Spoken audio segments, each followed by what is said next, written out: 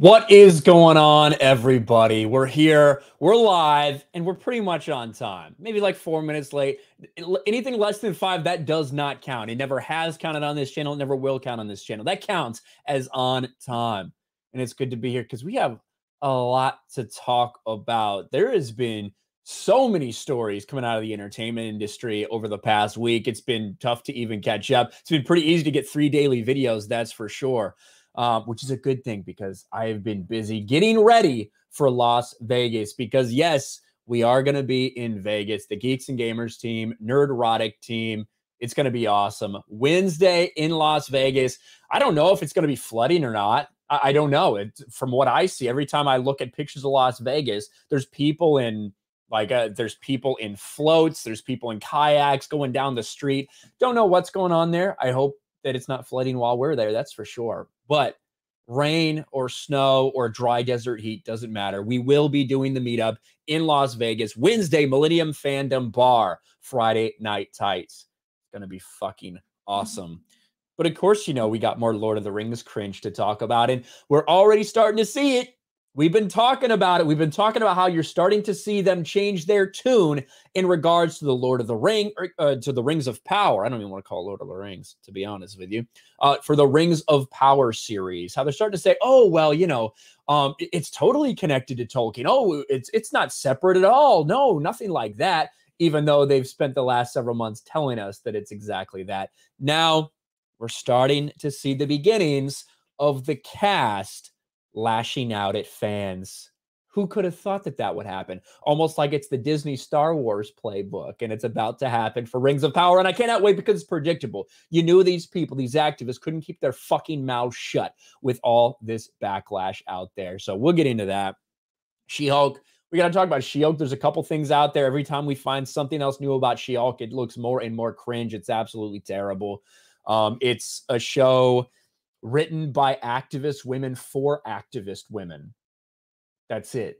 That's the target audience. It's the only audience they desire. And that's the only audience they're going to get. Of course, DC still thrown into chaos with the David Zaslav moves, with the cancer in the background. Of course, Ezra Miller going out there committing felonies like it's going out of business. So we're going to talk about that. Also, heard a little bit of an update for the Aquaman 2 movie.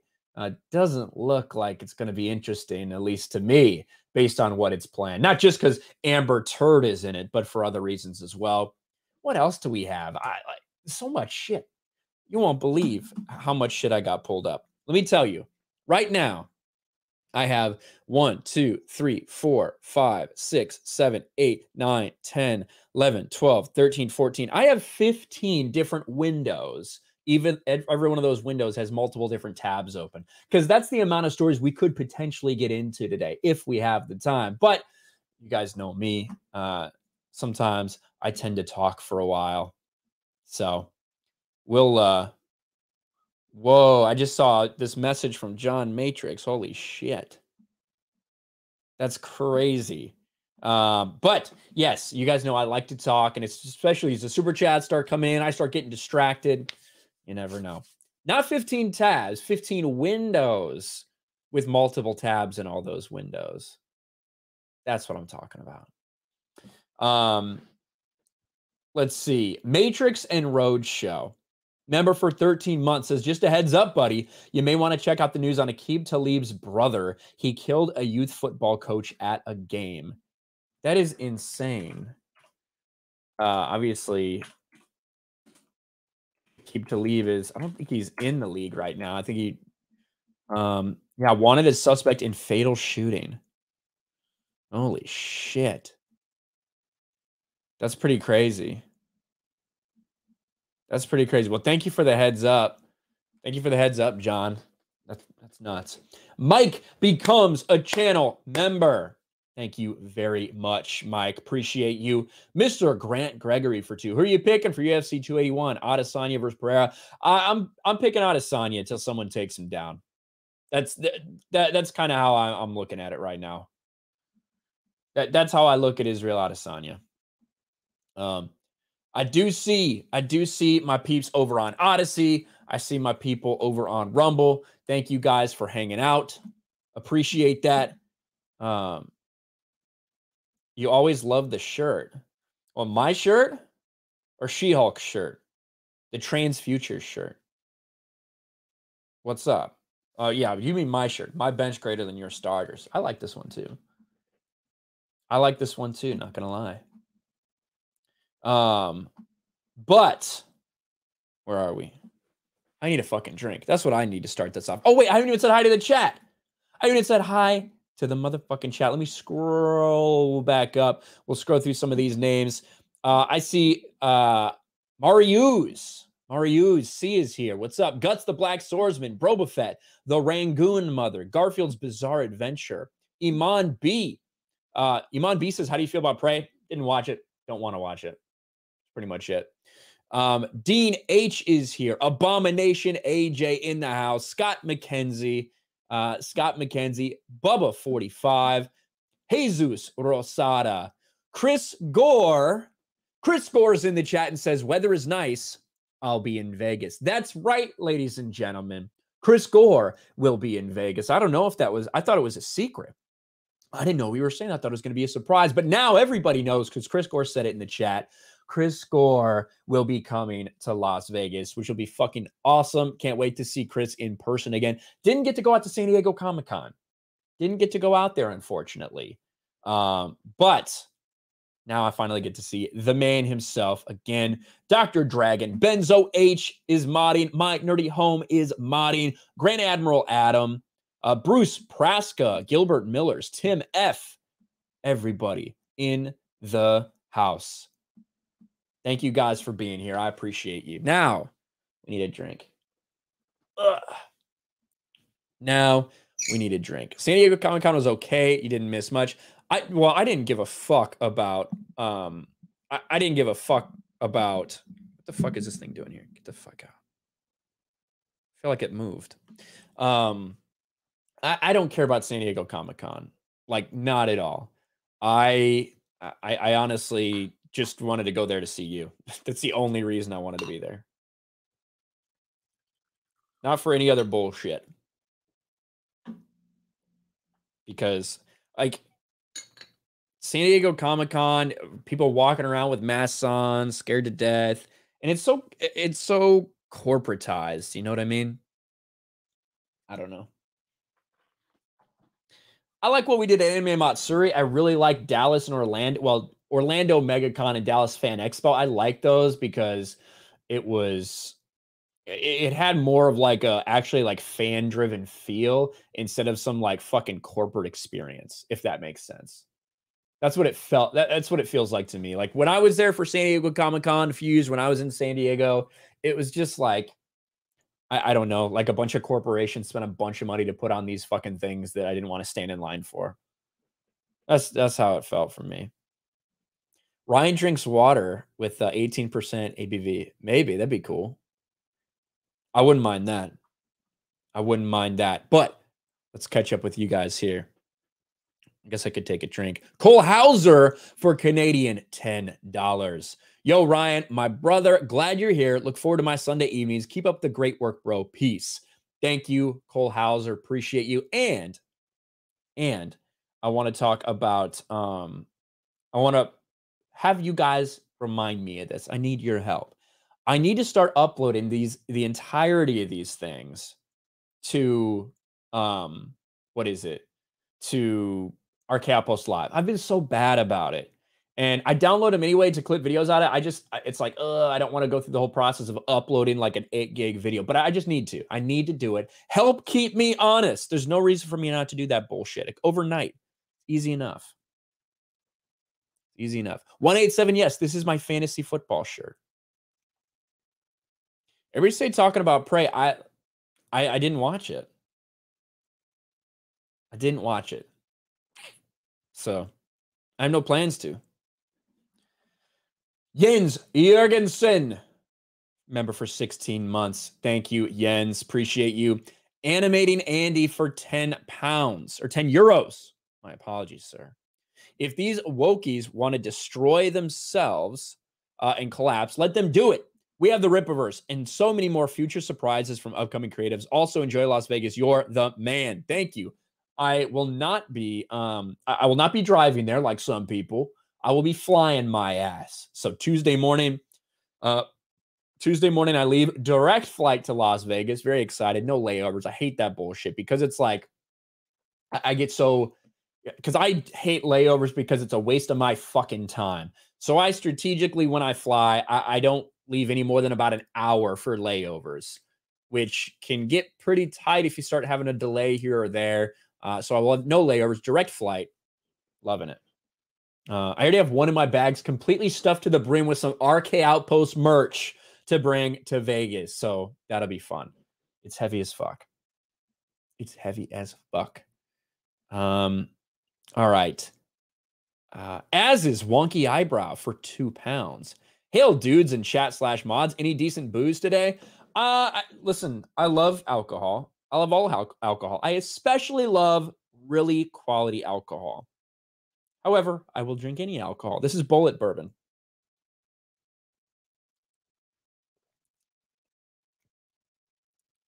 This is Bullet Bourbon, so tasty. Mr. Klaus Heisler for 2. Wokeness are getting more dumb and dumber. You're not wrong there, sir. Blue-Eyed Scorpio, member for 18 months. Beijing Comic-Con greater than San Diego Comic-Con. Yeah, I don't think that... thank you. I see 1,000. We just cracked 1,000 viewers. If you guys don't know, if you smash the fucking like button and share the stream out there, that gets more people engaged. That gets more people in here, which is always a good thing. So appreciate you guys. And of course, it goes up and down throughout. You know how it goes. And when I start talking about an actual topic, I'm sure it'll go up and up and up. And then when I stop and start talking to chat, it'll go down. But that's just part of live streaming. That's just part of how it goes. But I appreciate the 1,000 of you that are in here within the first 12 minutes of this stream going live. And yeah, I don't know if I've had COVID. I mean, I've been sick a couple times. I've had actual strep throat. I had that. That was the fucking worst thing I've had in years, probably. I don't know if I've had COVID or not, but either way, I'm not really fucking worried about it.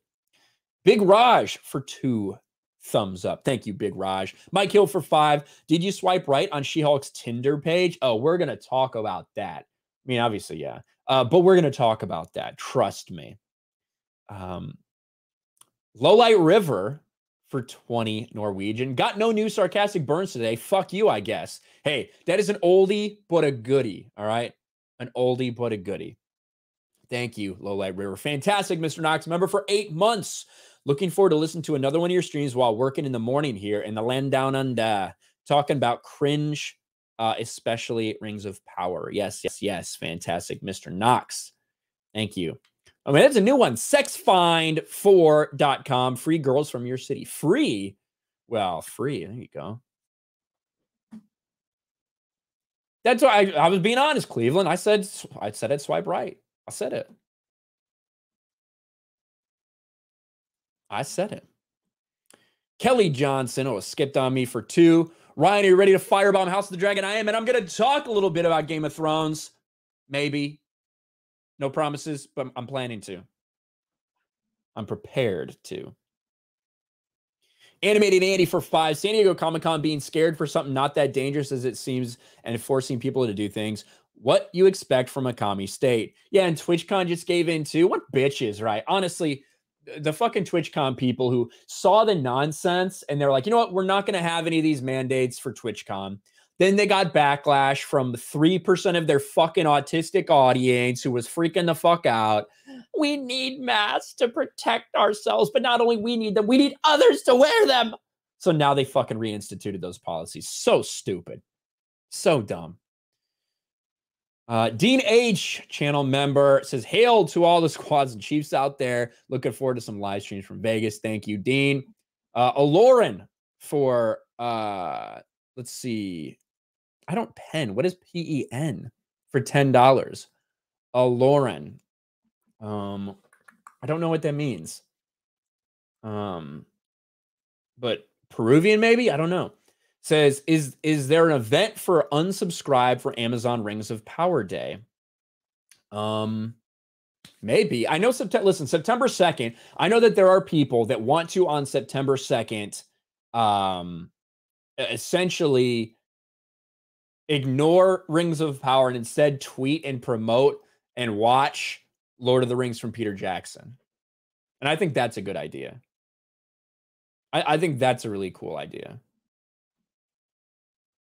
But in terms of unsubscribe, I don't know. Spider Unlimited for 5. Good evening. I wish I could be in Vegas, but I'll definitely be in Orlando. Look forward to meeting you and the rest of the clan. Thank you, Spider Unlimited. Look forward to seeing you too.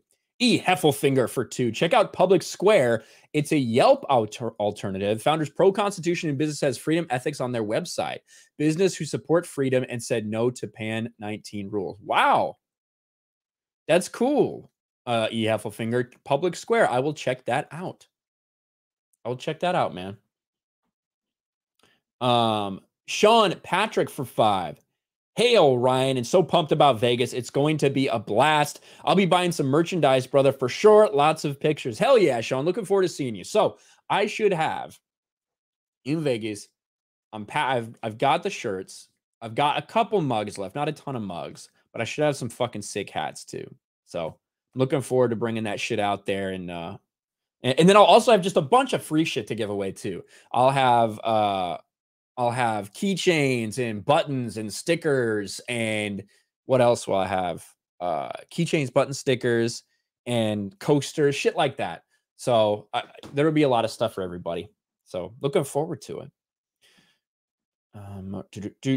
FMJHP for 5. See you in Vegas. I plan on being at Battlefield Vegas Wednesday morning. If anyone wants to hang out before the meetup, Battlefield Vegas. Okay, that sounds cool. The Under Armour Gamer member for 6 months. Masks have worse success rate than condoms. That is true. You're very true about that. I see King Kane in the Rumble chat says Ryan's the opening act for Salty. Well, I mean, that's quite an honor. That's quite an honor. Let's just be honest. I would open for Salty any day. That's cool as hell. RK Outpost dildos. Hey, you never know. You never know. Low Watermark, my man, says, "Hey Whippa, is that a super chat? Did he just moonwalk away?" Yes, thank you very much, Low Watermark. Appreciate Low Watermark's always dropping bombs every single day, every single stream. So appreciate you, brother. Thank you. And speaking of people moonwalking away, Lar 1996 always does this. $20, just throws $20 in and moonwalks the fuck away. Doesn't say shit. But thank you, Lar. Appreciate you always watching this, man. Did you see Morphid Clark's post? I did. Am I saying that right? Morphid? That's how I say it. I think she's British or some shit. They have names that are weird there. But I did see that. And in fact, we could probably get into that here. Could probably get into that. How much of the merch going to be? I think the way with the cost for everything, mugs will be 15, shirts will be 20, and for me, the hats will be 25. I think that's what I'm doing there. But like I said, there's going to be a bunch of free shit too. So should be cool. I don't know about that, Tiffany. I don't know about that. I think people would be very upset if I actually did that. But you never know. You never know what can happen.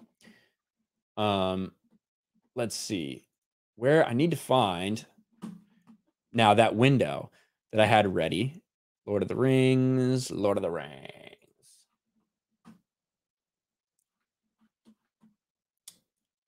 Here we go. Yeah, I've got her Instagram. I've got her Instagram pulled up. This is so predictable, man. I want to pull up that Ewan McGregor story too.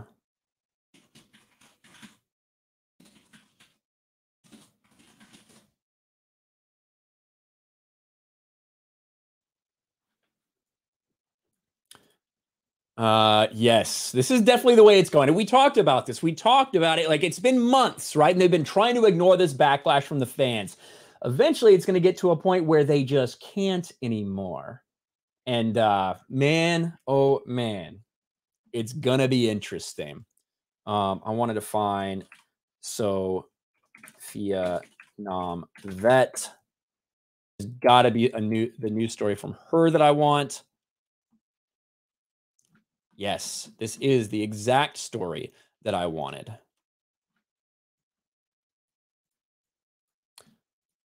All right. This we found out about this just a little bit before this stream started, guys. So pretty fresh story that's going on right now. Let me get a sip of water before we even really get into it. Sip of water for the working man. Is that how it goes? When are the hats going to be on your merch site? Soon. I am actually going to be launching a merch site connected to my website specifically. It's not quite ready. I was hoping to be ready by today, but it's going to have to wait a couple days. So very soon. By the next stream, it should be ready to go. So thank you for asking, though. I will get hats up there. I will get hats up there. We got the 1.9 million. Oh man. I'm excited. I'm honestly excited about this because I knew it was going to happen. You knew that eventually this had to happen because they just can't help themselves. We have witnessed months of backlash for Amazon for the Rings of Power series because clearly Lord of the Rings fans are not buying what they're selling. They can tell that this series is set to destroy Tolkien and the world that he created. And ever since we saw this nearly 6 months ago, a massive ratio on the first trailer we saw, we knew it was going to be bad, especially when they preemptively started talking about the backlash due to the diverse casting. You start to wonder, it's starting to sound very similar to what we've seen the playbook from other people in Hollywood, specifically places like Disney Star Wars, where they say when they get bad feedback, they say the fans, it's just full of racist and sexist out there. And of course, the words of some of the people acting in this, including Sophia Namvet, who plays the black female dwarf Dceu, and she has described herself as the black female dwarf several times because that's all she can talk about. She says that her character is the face of necessary redress of balance. So as a result, there's been a lot of pushback at Amazon, at Rings of Power, and at specifically some of the people that are out here talking about this. Well, now we have the lead actress herself starting to say something to the fans. And this is where it starts. Things like this. The actress who's playing the character of Galadriel, fake Galadriel, like Galadriel, who's not actually Tolkien's Galadriel, someone who is a made-up character doing made-up things because they want to empower the women. Well, she had something to say just 3 hours ago on Instagram.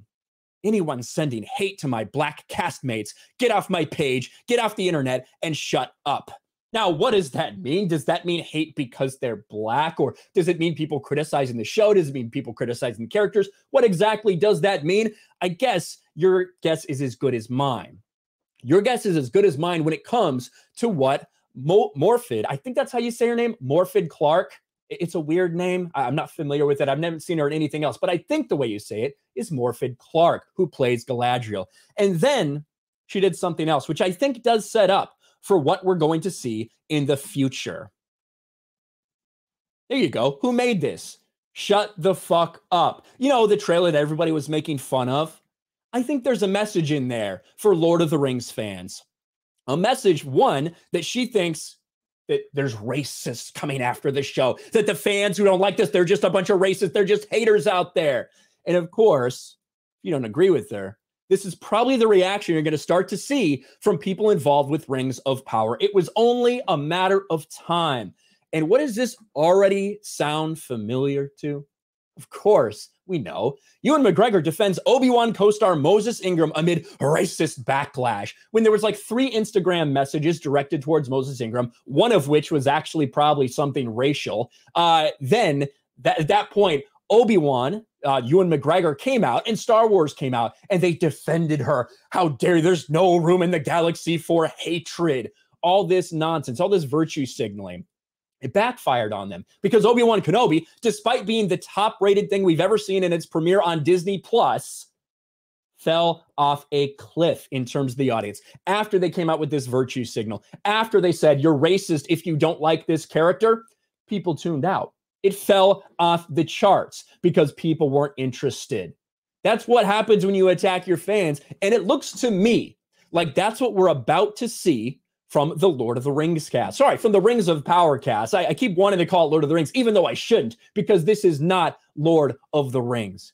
You knew it was only a matter of time. And I'm sure in the coming days, we're going to see more and more of this as the virtue signaling happens, as the woke media starts saying how stunning and brave it is for Galadriel to stand up for her co-stars who are receiving so much hate.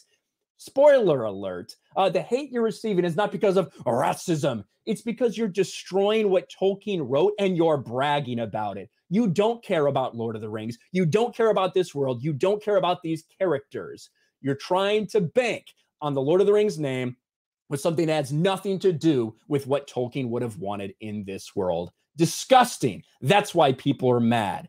It'll be interesting to see what happens going forward for the Rings of Power.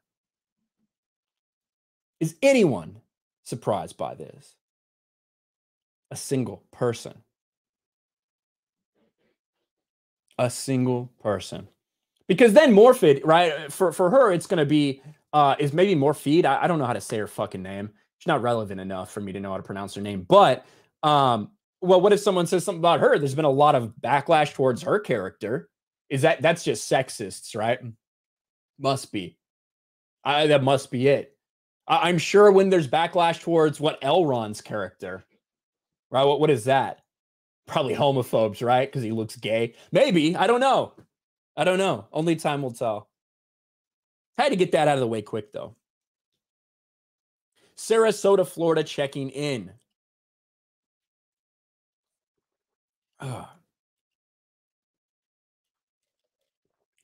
What's up, Sarasota, Florida?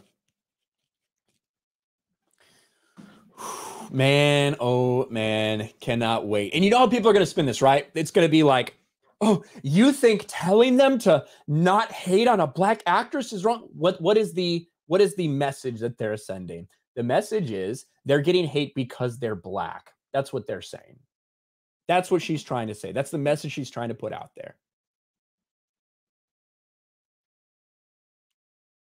Yes, Grant, don't spam. Don't spam. I'll put your message up if you want, Grant M. New profile with a fucking G on your name. Ryan is racist, says Grant M. You're more than welcome to say that. Every retard is welcome in this chat. I feel like I have to say this, every single week. Retarded people are welcome here. You're welcome to express your opinion. You're welcome to spurg out. You're welcome to do all you want. Just don't spam the chat. It's pretty much the only rule. It's pretty much the only rule. So, just saying. All right. Cut that. That's gone. That's gone.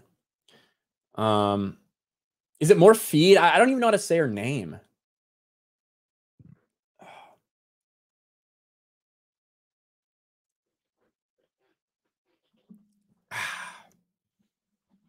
Should we look it up? Morphid.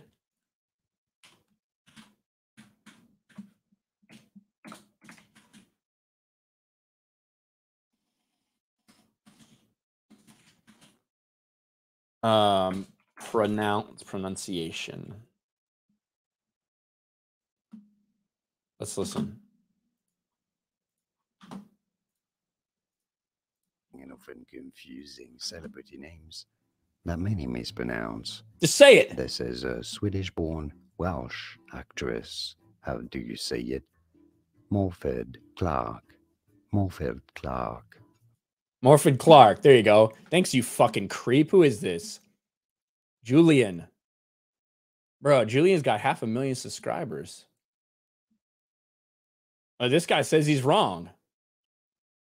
I should just make one of these. Should I make one of these channels? Should I make one of these channels and just pronounce shit wrong? Bro, that would be funny as fuck.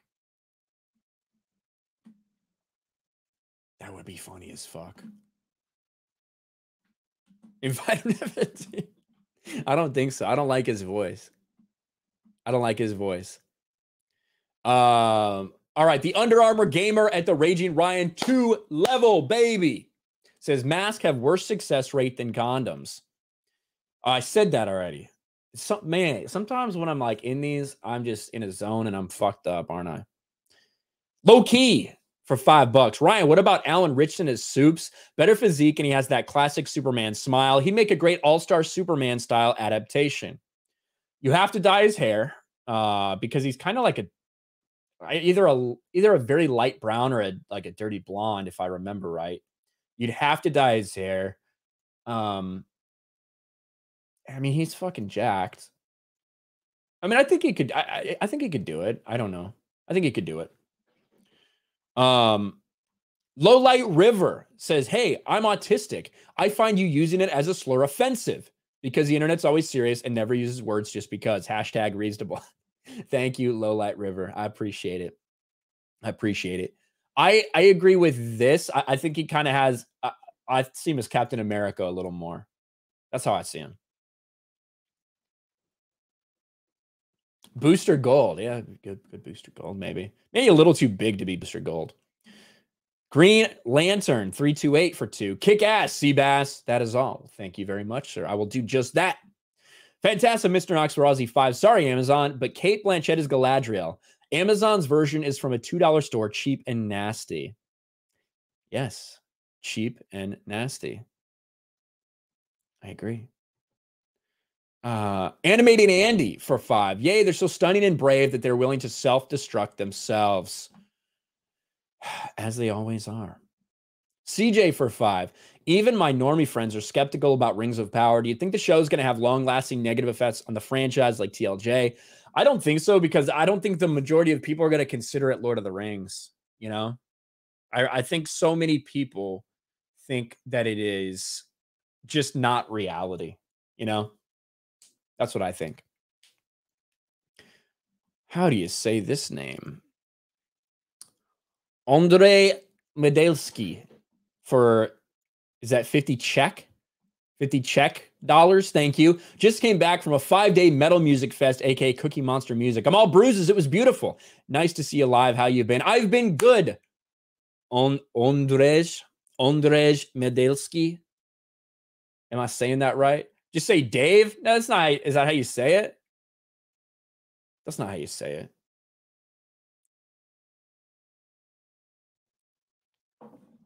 Ugh. Check it out. Ryan has the yellow flash tiki torch hair.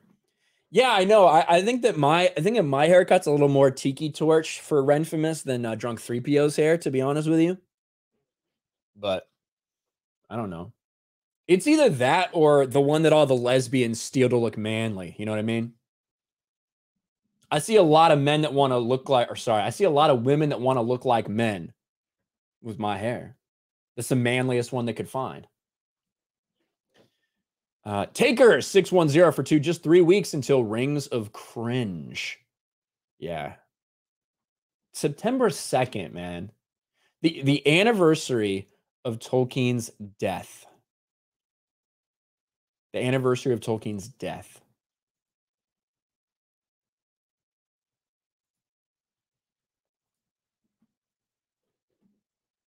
Where is the source for that, Steph?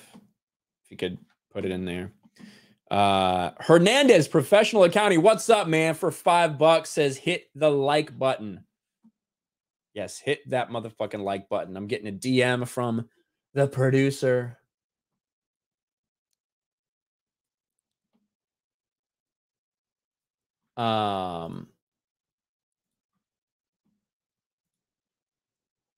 Warford lurking on Rings of Power.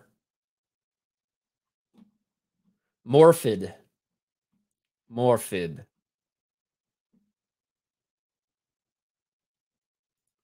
So this is a fan, right? They're excited about it, so yeah. Bro, this Stan shit, man.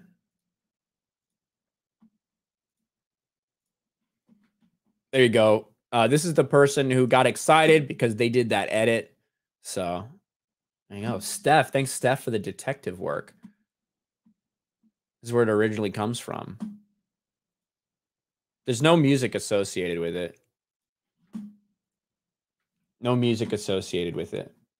But thank you. Scott McKenzie, member for 3 months. Ryan, being the SJW IP lad you are, please talk to Lord Bezos about more Hoosier dwarf representation and get Jay to book Morphid for FNT. I will talk to Drunk 3PO about it. He's in Boston right now. I'll talk to Drunk 3PO about what is it called? About Morphid on FNT. We'll have to see what he can do. We'll have to see what he can do.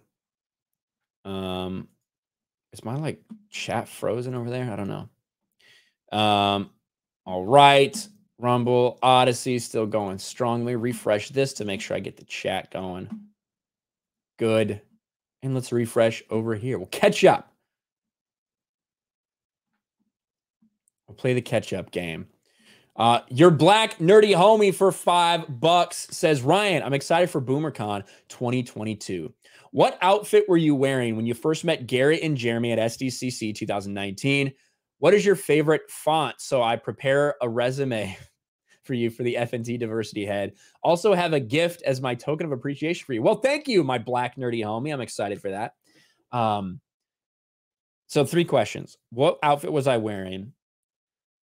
I was wearing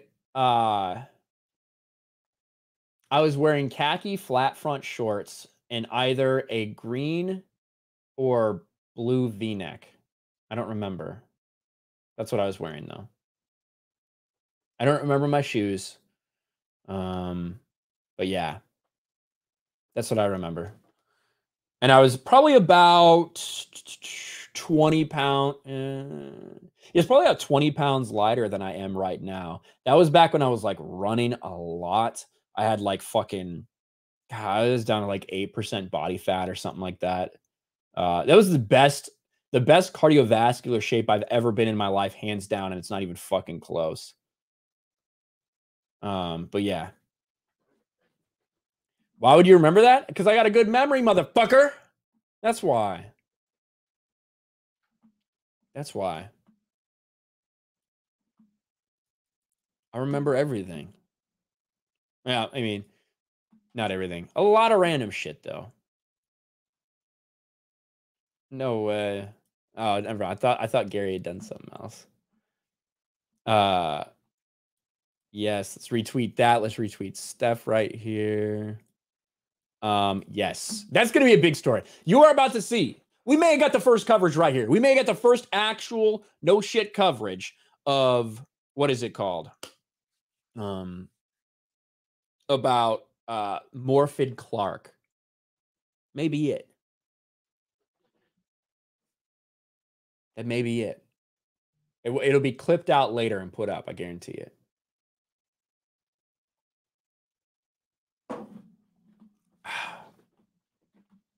Ryan, angry. I'm really not an angry drunk at all, actually. I chill out a little bit when I'm drunk. Nerd Cookies is here. What's up, Nerd Cookies? She was in the chat for FNT. John Talks was on. I won't repeat what she said in the chat. I won't repeat it. Sean Patrick 5, the Millennium Fandom Bar looks incredible for Wednesday night. Staying at the Trump Tower. Fuck yeah, bro. And excited to see Extra Girl picking everybody up. Yeah, that'll be cool. The Trump is awesome.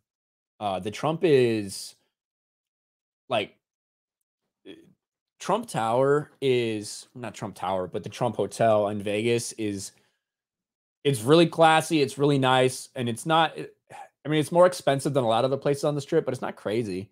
It obviously doesn't have a casino in there or anything either. So they're not going to make money from you that way. But I really like it. Yes, you're right. It does mean Little King. That's what our name means, Raging Rhino. My name means Little King. Little MAGA King. Not really. Abomination AJ, member for 4 months. You remember your outfit? I got news for you. That means you gay. Is that what you're saying? AJ. Why? I don't think so. I just remember shit. Rosewell for Norwegian 20. I like Top Gun so much, gonna watch it a second time.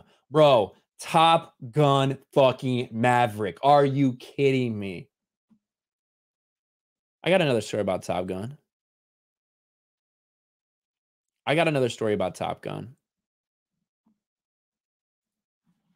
Here it is.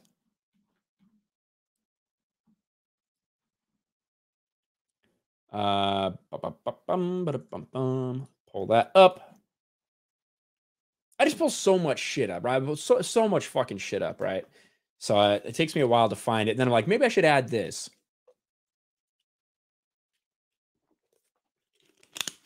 I want to get to a point. I think if I can structure my time right, and if eventually, here's this whole plan I have. Fuck. Just pull my head. Why do you even have these in? I'm not listening to anything. Why do you fucking need this? What I want to get to eventually is the point where I'm doing a live stream like every day, at least like during the weekday, like a live stream every day. Not as long as these ones are, because it's the only one I get to do, but like a live stream every day with a couple topics I want to cover, and then clip those out for daily videos and shit like that. I think I could do it. It doesn't fit in right now with my schedule, but maybe it will someday. I hope so anyway. I hope it will. Am I going to the Mob Museum? Maybe. I know Gary likes it. I think I've ever been there, so. I don't think I've ever been there. Let's see if there's an article on this real quick. Where is it?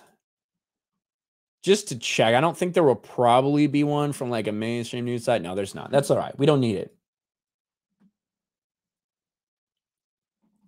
We don't need it. Ryan should be more popular than Jeremy, someone says. I think I'm hated. I think I'm more hated than Jeremy. I think there's a chance that I've potentially overtaken Jeremy as like the most hated member of Geeks and Gamers. Maybe that's true. I don't know. But anyway, we got to get to this.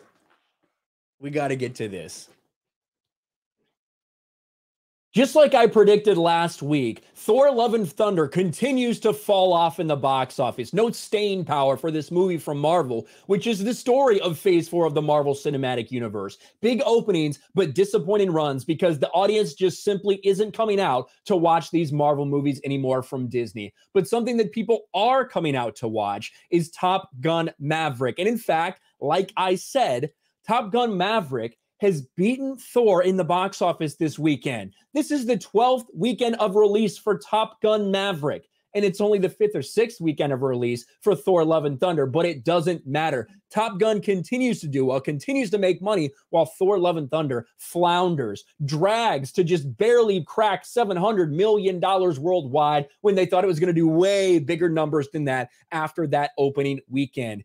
But it's creeping up on something else, which really tells you how incredible this is and how hungry people are simply for entertainment. They don't want to be preached to. They don't want identity politics put into everything.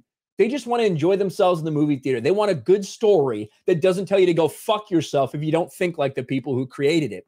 And now we actually are seeing headlines like this: Top Gun Maverick to surpass Avengers: Infinity War at the box office. That is insane. Now, obviously, ticket prices are way different now than they were when Avengers: Infinity War came out. And we're not talking about worldwide numbers. We're talking about domestically. But nonetheless, that is a huge accomplishment for a movie that was a sequel to a good movie. Top Gun was a good movie that came out nearly 40 years ago. A sequel no one was asking for. Something that doesn't have this built-in fan base. Yet it's about to make more money domestically than Avengers: Infinity War did. How insane is that? When you look at Infinity War, right? $2 billion worldwide. $678 million at the domestic box office. What's Top Gun Maverick at? 673. So likely within the next week, Top Gun Maverick will take over Avengers Infinity War. That is a huge, monumental, like, landmark for Top Gun Maverick. And crazy enough, when you look at that worldwide, that'll probably get to 1.4 billion. When you look at Infinity War, you got to keep in mind this international box office. Like, the what China contributes to the box office is an insane number. Look at this. $360 million for Infinity War. You take that off, you're looking at something that makes 1.7 worldwide instead of over $2 billion. But either way, like, knowing that inflation is what it is, knowing that ticket prices are up, all of that remains. Like, all that being said, Top Gun Maverick, costing less than Thor Love and Thunder, that's for sure. $200 million budget for Top Gun 2. $250 million to film Thor 4 in a green screen room. Are you fucking kidding me right now? Yet Top Gun Maverick, they're actually out there doing those things. Excuse me. They're actually out there flying jets. They're actually out here doing real life shit. Yet that costs less, significantly less than Thor Love and Thunder. And it's paying dividends because it has a great story. Love to see this. Never thought I'd see a headline like this when this movie first came out, but that's where we're at. People love Top Gun Maverick. And right now, they're way more willing to go see that than yet another thing spewed out from the woke Marvel Cinematic Universe.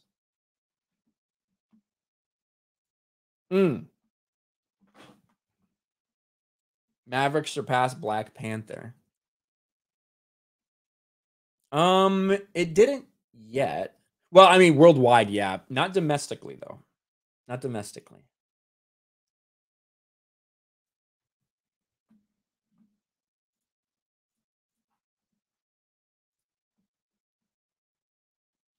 Bro, I'm lying. I'm lying. I lied to you guys right now. I need to correct that. I'm not often wrong. All right? When I am, I'll fucking talk about it. I'll talk about it when I think I'm wrong. I said Top Gun Maverick had a $200 million budget. I was wrong. I overestimated. $170 million. $170 million compared to something like Thor Love and Thunder, or even compared to something like Infinity War. How much do you think Infinity War costs? $300 million production budget. In all likelihood, like, there is a chance that this is a more profitable movie than that. Like, that's insanity that we're talking about right now. But I had to correct the record for Top Gun Maverick. That is awesome. Let's crunch some numbers on that, shall we? $300 million times 2.5. So $750 million the break-even point, so 1.25. You got to factor in China, though, because of the cut of the Chinese box office, as opposed to about like 50-50, it's more like 25% from China. A lot of people don't know that. So you'd have to factor in, I guess I would take around 250 off of that. So yeah, I mean, at the end of the day, let's see, 170 times 2.5, 425. When it's all said and done, if Top Gun Maverick can creep to 1.425, it would make $1 billion. $1 billion. Infinity War makes a little more than that. When you factor in China, when you factor in all the box office cuts. So that's crazy.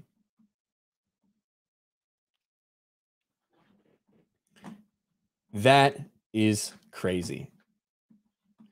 All right. Close that out. Close that out.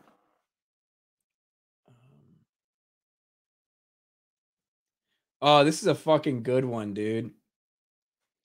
Finrod Felligan for 5. Ryan carrying more in one live stream about the lore behind the name of Morphin Clark than the Rings of Power showrunners have cared about in Tolkien's lore. You are not wrong, and that is why people are so fucking mad. Thank you, Finrod.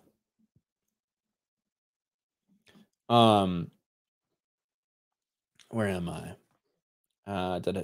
Eddie P becomes a channel member. Thank you, Eddie P. And yes, guys, thank you for the new channel members. I appreciate it. As is Wonky Eyebrow for 2. That Rings of Power vid had more downvotes than Prime subs.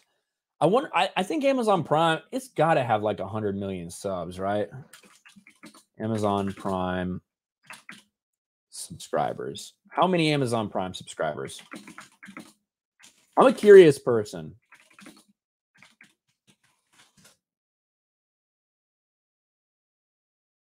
So in 2018, they had around 100 million. Now they have 148 million in 2020.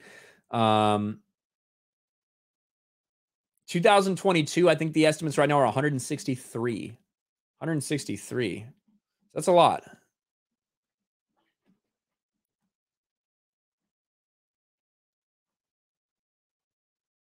That is a lot.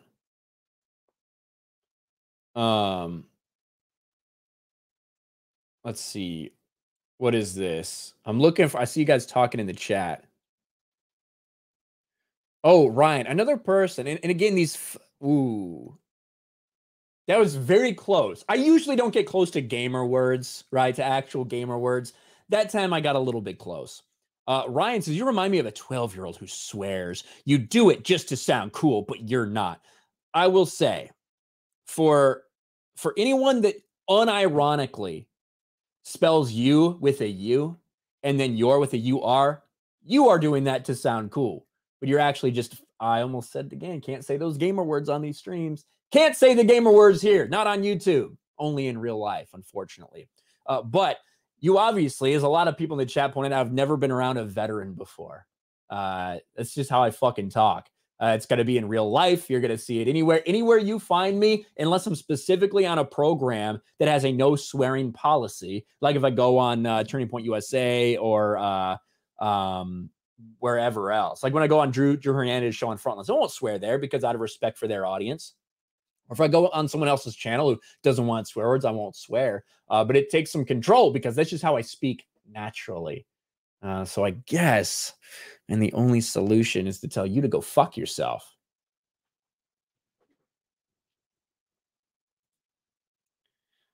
People are asking what he looked like he just got back from golf. You're talking about when I met you, Gary? People asked me what I looked like the first time I met you. And I told them, tell me if you think I'm right, Gary. I think what I was wearing, I was wearing khaki flat front shorts. And either, I don't know. I know it was a V-neck, but I don't know if it was a blue V-neck or a green V-neck. That's what I'm stuck on right now.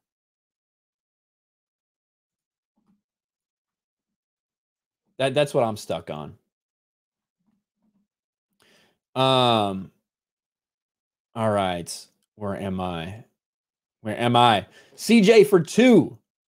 G&G FNT meetup at Trump Hotel next. I don't know. I think we'd be a little too I think we would be a little too rowdy for the inside of Trump Hotel. I'm just saying. Mexican Iron Man for 20. I can't wait till you get to 200,000 subs. The day cometh, and that right soon. Hail, RK Nation. Thank you, Mexican Iron Man. Yeah, I think, I don't know. I don't think it'll happen before the end of the year. I would need like 10K subs a month for that to happen. I don't think that's happening at the rate we're going with YouTube pushing shorts, and I'm not going to get into the shorts thing as much as a lot of other people are. We'll see. Maybe if something big blows up, you never know what can happen with YouTube, though. I'm going to keep pressing.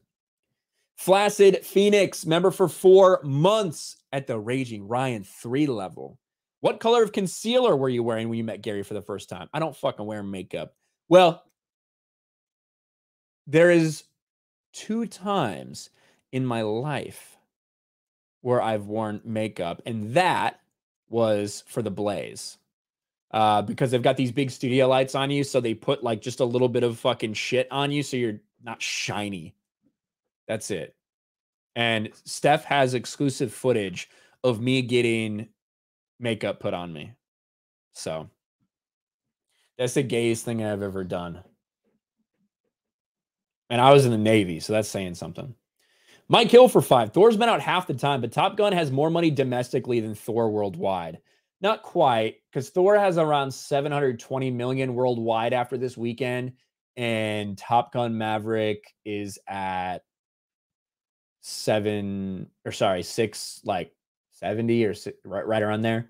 So not, it's close, but you're right. The fact that it's like in that range is pretty crazy. Mike Sullivan for 10. Great to meet you in the chat in Houston. Great job on all the Alec reports. Well, my pleasure, Mike. Yeah, whenever there's Alec Baldwin news, you know I'm going to be there. So thank you. Low watermark. I was hoping we'd hit 1,800 watching. Maybe we will. You never know. Some days it's good. Some days it's bad. The fuck just happened? I don't know if you guys saw that. Ryan asking a guy that has memory issues because of drug use. Yeah, I don't know. Gary said I look like I had done golfing. I would not wear a V-neck golfing. I wear a polo while I golf. I'm fucking classy. All right. Thomas Lund for 10. I'll sort this out. Give me a second. Thank you, Thomas. What the fuck does that mean? I don't remember. Mike Sullivan for 10. Sprinkling F-bombs into conversation just like commas. Love it. Yeah, I mean, that's, to be honest, that's how I talked before I joined the military. It was just pretty natural. And then it just becomes very accepted. Like the difference between when you're just talking about it, say with your workers or whatever, is you might not do that in front of the boss. You might not do that in front of customers, like whatever, when you're like at a normal job, even though you will speak like that when you're not out in front of people. In the Navy, I don't fucking care. You can talk like that to your boss. You can talk like that to the captain. You can talk like that to, you know, shipyard workers. No one gives a shit. So, and I will do that for the rest of my fucking life. The old guard, member for 11 or for 13 months. You saw those toxic green shorts? I do, yeah. I wear them to the gym all the time. I wear them to the gym all the time. Thank you, the old guard. Gabriel Knight, member for 2 months. Do y'all have any plans to get Robert Barnes and Viva on Friday Night Tide soon? You know what? I think we've had them. I know that we've had Robert on at least Tuesday night's main event. We definitely do, though. You're right. We should get those guys on at some point. You're not wrong. Uncle Bobby B for 2. I love what they're doing, and especially over on locals. And we may as well take the opportunity to talk about locals and talk about all this other stuff that I'm doing. If you guys didn't know, I am active over on locals. Locals is essentially a Patreon Facebook hybrid that's very pro freedom to do whatever you want and manage your community however you want. And I do have an RK Outpost community over there on locals. You can become a member and just see everything that's not subscriber exclusive. You can see what people post. You can see what people are commenting, stuff like that. But in order to actually like leave a comment or post your own thing in my community, you do need to be a supporter, which is, you know, basically like being a Patreon or being a channel member or whatever. So if anybody's interested in that, I highly appreciate it. Trying to grow my locals for sure, because those guys like us. They like all of Geeks and Gamers. So I'm going to be putting more of a focus towards that. But depending on where you want to support, I do also have my Patreon. I do also have my channel membership. So wherever you guys feel comfortable, I appreciate the hell out of all of you. So thank you very much. And that's all the self-shilling for now. We'll get to more later, I'm sure. Uncle Bobby B for 2. How would you fix the DCEU? I think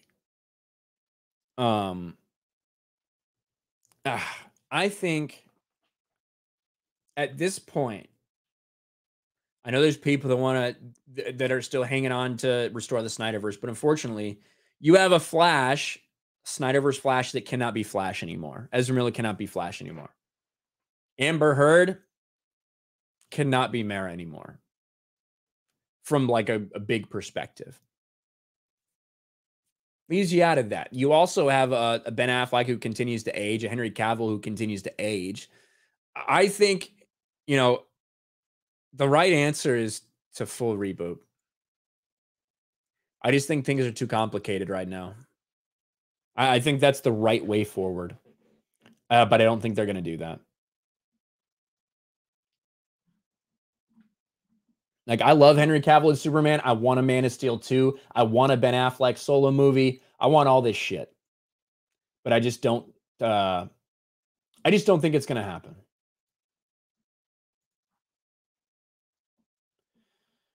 I don't think it's going to happen. Unfortunately. Mark Hendricks, member for 7 months. Top Gun equals men. Thor equals wham men. You are classy, Ryan. They're addicted to jealousy. It's a hell of a drug, yeah. What are you going to do? Thank you, Mark. Thomas Lund for 10 pounds specifies trapped on a ship. Yes, thank you, Thomas. Thank you, Thomas.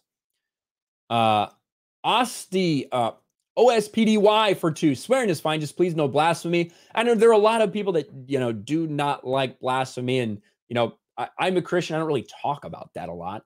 And I do my best to hold my tongue when it comes to that. But sometimes a JFC just does come out because I'm that, you know, that's just how I speak, you know. So I know sometimes things are just going to offend people, and I, you know, do my best not to and step around that when I know people are truly offended. But at the same time, I appreciate you, OSPDY. But it is difficult sometimes. Red Tigress becomes a channel member. Thank you, Red Tigress.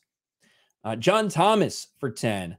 Okay, the last one got censored. PSA, if anyone is going to Vegas, is bringing a pew-pew, don't give your bag to the bellhop. They're searching bags and being ridiculous on it, especially the Venetian.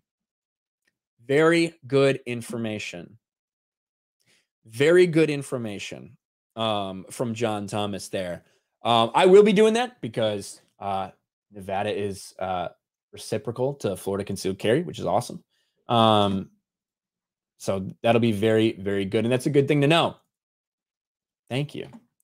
We do have a 25 library coin over there from LBRT. Thank you very much. Appreciate you. Bolski says, can Vera Dark ever come on FNT? She should. She does an excellent job with her takes and would fit in great. There you go. I will pass on the recommendation. Thank you over there on Odyssey. I don't control the schedule for FNT. I don't control the schedule. Look at this fuck. This is a fake, guys. This is a phony. Don't listen to this person.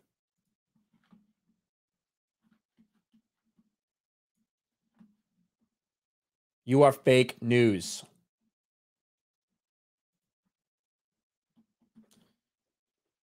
You are fake news. Yes, Jay does control the scheduling for FNT, guys. Of course, Jay is the man to talk to. Jay is the man to talk to.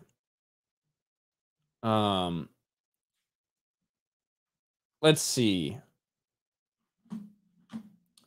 Speaking of DC, I don't know. I don't know if you guys had heard about this or not. We're going to talk about it. Oh, shit. You're fucked now, bro. You're fucked now.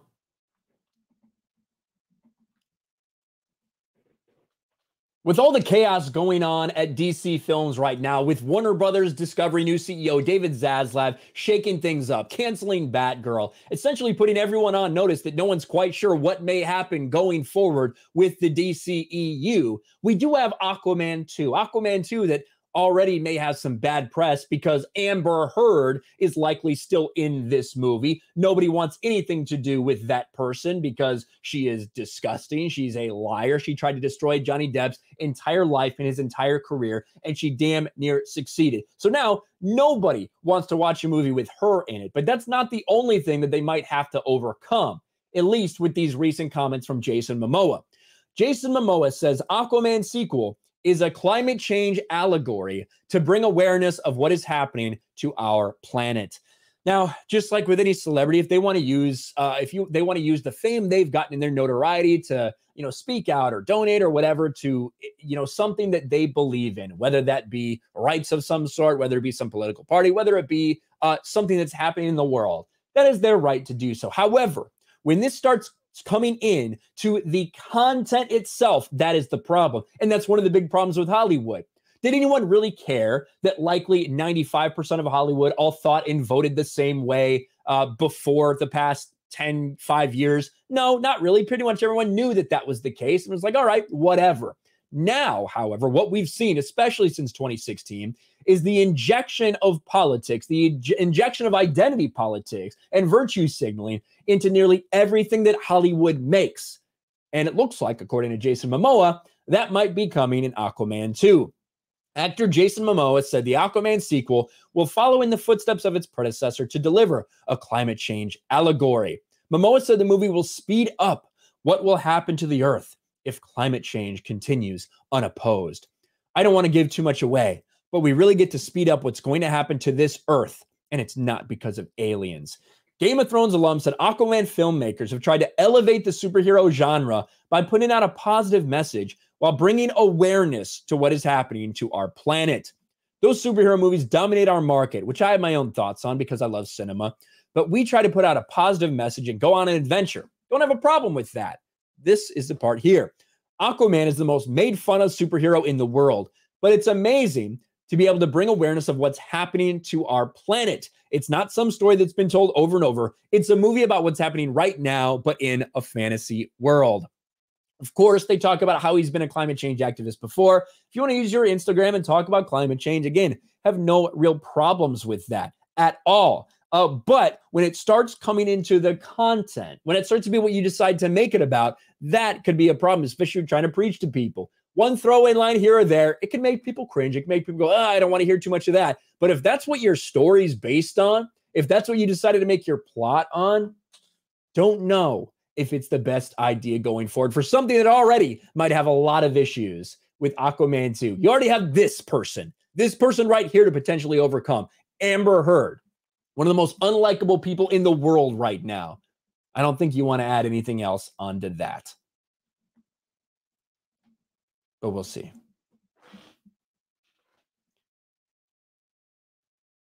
Thank you, Az's Wonky Eyebrow. Appreciate you being here.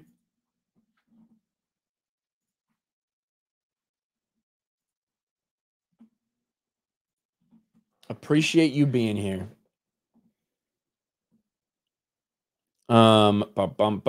Yancey Young for 10. Hey, Ryan, what part of pop culture are you most excited for right now? Comics, movies, music, IPs. Well, I don't know about pop culture. I'm excited for the Rippaverse, frankly. I'm excited for the Rippaverse. So that, for me is the most exciting actual entertainment thing. But in terms of things that I've enjoyed, I can tell you that. I don't really know what I'm looking forward to, but in terms of things that I enjoy, I love the Terminal List. And with the Terminal List, I've gotten really into Jack Carr's books. So now I'm listening and or reading to all of Jack Carr's books. It's what I'm going to be listening to on the flight to Las Vegas and likely the one back, with his 5 books out there now. So to me, that's a huge positive, right? You put out something good, even though the adaptation is quite a bit different from the book itself. Unlike a lot of these other adaptations, it still stays true to the core of what happens in the books. But Jack Carr, the person who wrote the books, and the people at Amazon, the actual people who cared about doing a good story, not the people that are working on shit like Rings of Power, they were like, it'd be hard to tell this story the way that it plays out on TV. And I agree, because if you're unfamiliar, the entire conspiracy and mystery that you see in the Terminal List, you know it from like page 10 of the Terminal List book. It's structured very different when you know exactly what the conspiracy is and who's involved. And I think it plays out better for an audience on screen to have it in a slightly different order of action, which is what we got with the Terminal List TV series. And it's been received pretty fucking well. So, let's see. Thomas Lund for 10 pounds. Flash Gordon is the best superhero movie. Discuss. I mean, I like Flash Gordon. I don't know if I'd call it the best superhero, but what is the best superhero movie? That's a good question. People are going to throw out things like Spider-Man 2, The Dark Knight.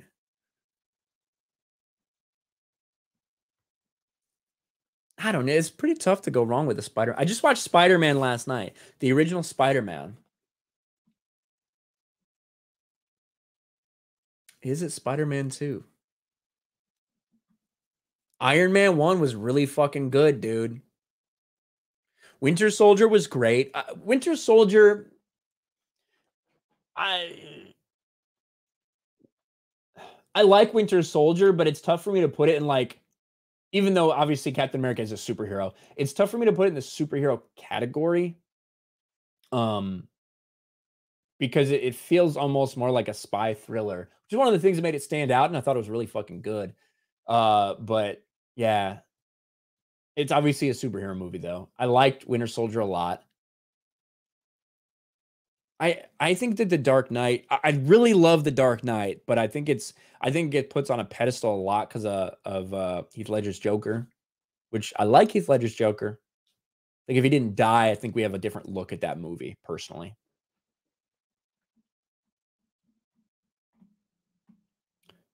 I love Man of Steel.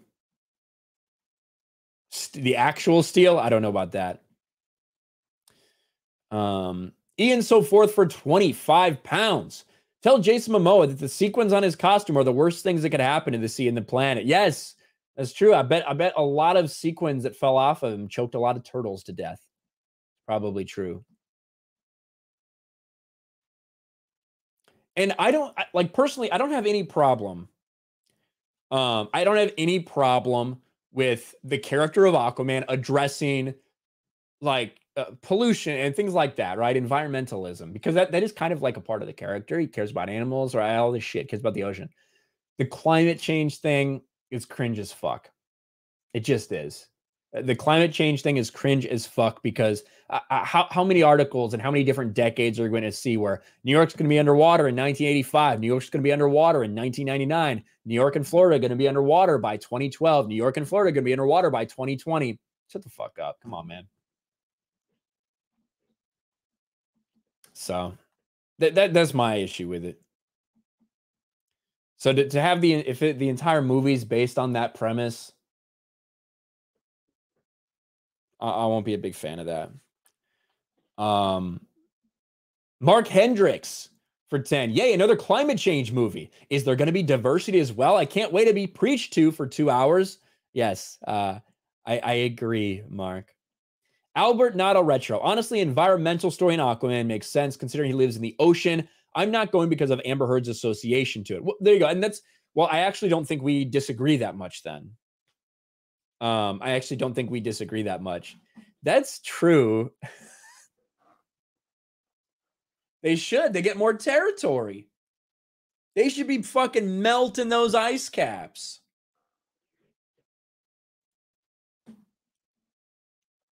Fantastic Mr. Knox for 5. Guess Aquaman 2 is beyond DOA. Momoa couldn't shut up and promote the movie without talking nonsense. Yeah, we'll see what happens. Let's see. Sandrock for 5. Yo, Ryan. Do you really think they're going to make a God of War TV show or God of War movie? I'm really hoping they don't. I haven't heard anything about that lately. I don't remember. I mean, I think that there could be like, I think you could do it well, but it wouldn't happen. And that's the problem. So I hope it doesn't happen because I don't want them to fucking ruin it. But I haven't heard anything about it recently. I haven't heard anything about it recently. Over on Streamlabs, Kenny Curvecock. What's up, Kenny Curvecock for 3? Hey, Ryan, have you ever considered doing a stream video showing us the type of threats you receive from personal messages / email? I'm kind of curious how insane some of these fucks are. Tony Bruno for Sports Wars, please. Peace out. I will I will get Tony Bruno. I will get connected with him at some point. We got a lot of traveling and shit to do in the near future, but we'll work that out. As far as a video of me showing all that shit, I don't think so. Like, if there's some big fucking controversy and a lot of people are publicly doing that, I will like pull that up and make fun of these people for their hypocrisy. In terms of like DMs and messages and fucking shit like that, nah, I don't like to fucking play the victim like that, if that makes sense. And I mean, there probably could be ways you could do it to not make it appear that way, but like what these people want, right? The people who come into your fucking DMs, the people who like the people who send you emails, they say they're going to kill you or whatever. These aren't serious people. These aren't real people. They just want attention. The people who come into you and call you a fucking every name in the book, then immediately block you in your DMs like fucking pussy, like they aren't serious people. And I don't take them seriously. So for me to like, for me to make a video talking about it, I don't think that's for me, because again, I don't take these people seriously. To me, they're not even threats. They're not real, because these aren't real human beings. They're people who have lived their entire lives behind a keyboard, who have never really interacted in reality. They live in a safe space. And they would never, these people would never in a million years do anything to me. They couldn't. They're not capable. They don't got the guts, as Ripple would say, to actually come up and do something to me. And on the off chance that one of them did, it wouldn't go very well for them. So they're not serious people. So I probably wouldn't worry about that.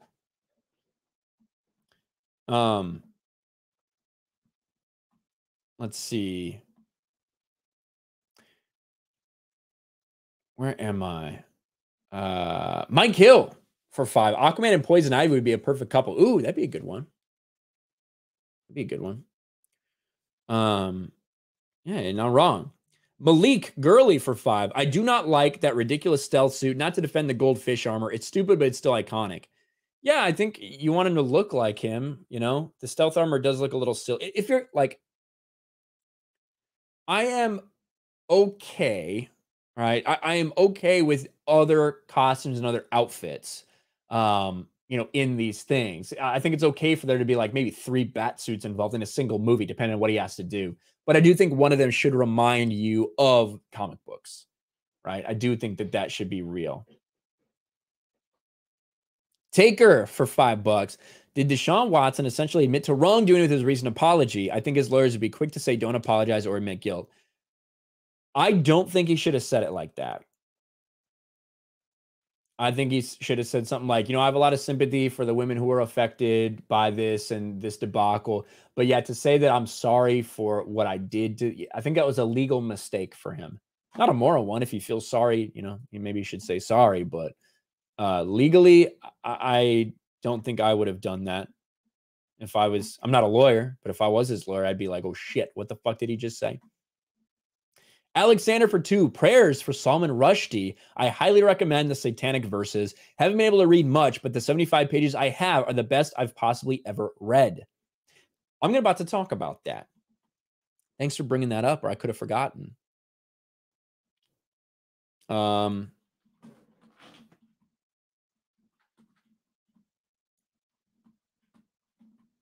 Let's talk about that, shall we?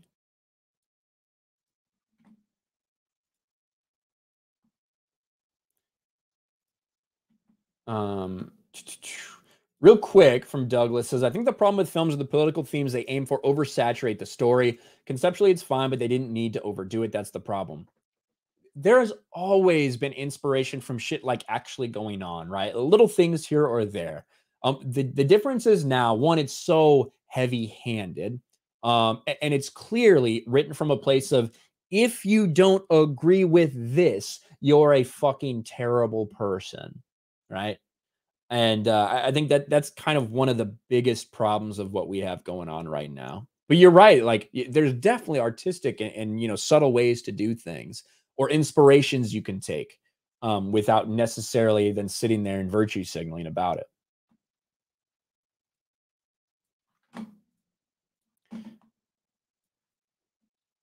we got to talk about this. We have to talk about this. There are truly insane people out there that if you say something they disagree with, whether it's because of their religion, whether it's because of, something else that's super important in their life, their identity, whatever it may be, they literally want you dead. They want to kill you if you say something that doesn't align with their way of thinking. J.K. Rowling has been in the middle of this for quite some time now after making her thoughts known about the trans community. And now, after you have an author that literally got stabbed on stage for saying something that people didn't like, those death threats are now renewed against J.K. Rowling as well. You are next. Harry Potter author Rowling receives death threat after Rushdie stabbing. And what exactly are we talking about here? Exactly something that the chat just brought up. The Satanic Verses author Salman Rushdie stabbed on stage ahead of lecture. Sounds of shock and horror came from a crowd of over 1,000 people gathered at the Chautauqua, maybe that's how you say it, institution in New York, as an unidentified man ran up the stage and repeatedly stabbed the Satanic Verses author Salman Rushdie. And there are some videos of it. I'm not going to show those because I don't really think they're YouTube safe. You can find them out there if you want. The professor at School of International Service, Carl Levan, witnessed the moment in which the 24-year-old attacked him. We saw someone rush the stage from where I was sitting. It looked like it was to my left, so stage right, perhaps from behind, and repeatedly stabbed him. Now, he's still in the hospital as of this moment. I still think, I don't know if he's going to make a full recovery. I don't know anything at this point. So still, keep him in your thoughts if you care about that kind of thing. Rushdie was set to lecture to the gathered crowd as a pivotal author who's spoken truth to Islamic power for decades. He came into controversy with 1988 book, The Satanic Verses, which refers to Quranic verses on 3 pagan Meccan goddesses. The book was nominated for multiple awards, but many Muslims took offense to the work, claiming it mocked their faith. And as a result, he has been kind of a linchpin for controversy and people trying to shut down his freedom of speech for years now. And the same thing in following up, when she showed sympathy for Salman Rushdie, people came after J.K. Rowling for the very same thing. Here it is. Well, actually, where the fuck did it go? Here it is. In the wake of the stabbing of Salman Rushdie, Harry Potter author J.K. Rowling revealed she has received death threats, warning she is next by a radical Islamist. The day after Satanic Verses author Salman Rushdie was stabbed numerous times in upstate New York, J.K. Rowling revealed on social media that a Twitter account belonging to a man referring to himself as Mir Asif Aziz said, "Don't worry, you are next," in response to her expression of grief over the attack against Rushdie. And while the ad's here, I might as well take a moment and talk about Meta PCs. I am partnered with Meta PCs. My Meta PC is the best computer I've ever owned, and it's not even close. If you guys need a pre-built or you want to custom build your own one with every single thing specified, you can do that. Great people doing great things at Meta PCs. Check them out in the description and the pinned comment. But with that being said, let's head over to geeksandgamers.com to see what these tweets actually were.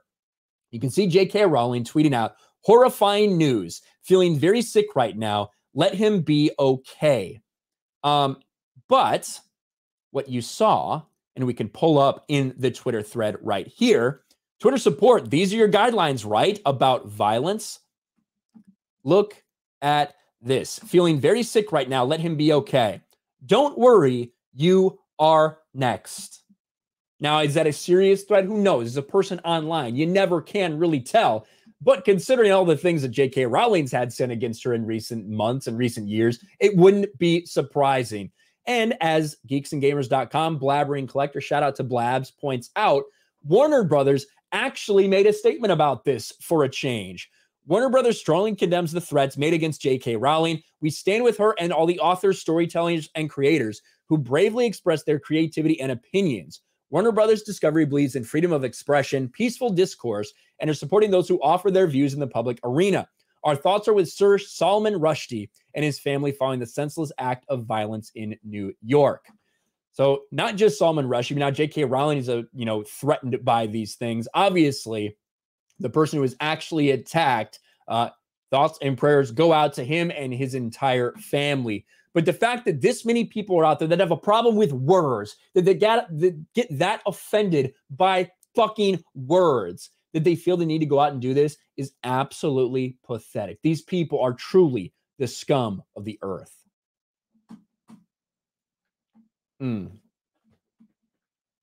Scum of the earth. Shout out to Blabs.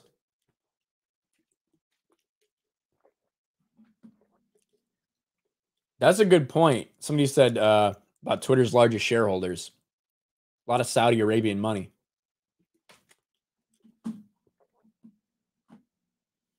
Laying the Bear for 5. Just subscribe. Thank you very much, sir. Do you enjoy anime/manga? If so, what series do you enjoy? I'm not an anime guy. I'm not really a manga guy. Famously, I am not, even though people try to get me into it. I recently went to Anime Matsuri because they had a YouTuber thing there, and it was just overall a fandom thing, which was really fucking cool. But overall, I'm not into anime. I don't have the time yet, but I might get into it soon.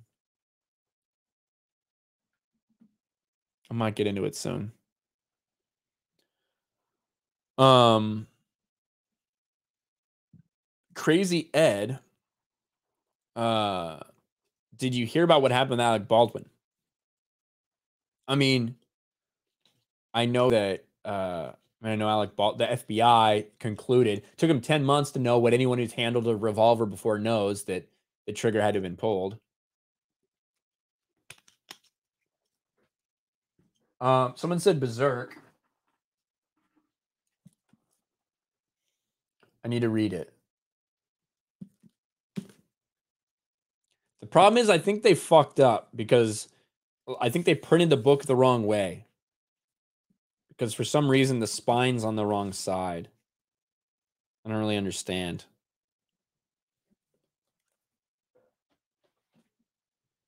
This might be defective.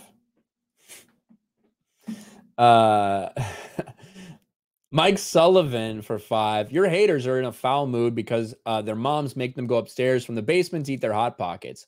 I wouldn't be mad about that. I'd be excited as fuck to get Hot Pockets. Bro, I would love to fucking live in my mom's basement. Are you kidding me right now? Fucking rent free. It'd be nice and cool down there, as opposed to actually having to pay a mortgage for my house here in Florida and, you know, setting up my studio in a spare bedroom that does get relatively hot because it is on the second floor, you know. Yeah, it would be awesome to live in my mom's basement. Incognito for 2. In my opinion, Blade in the 90s made superheroes possible today. You know, I think there's something to say for that. Shit. I think there's something to say for that. I like those movies.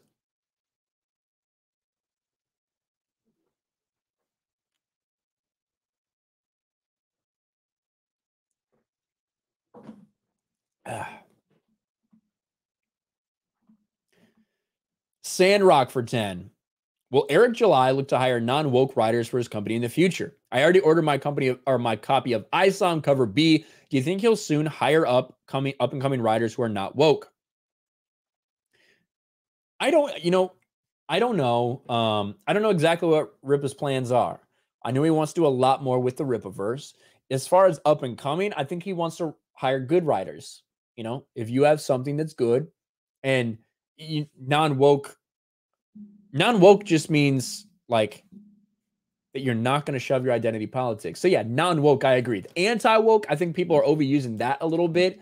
Because anti-woke would mean to actually like combat wokeness in a way. Whereas non-woke is what we should be aiming for, right? Top Gun, right? Top Gun is just a non-woke movie. That's it.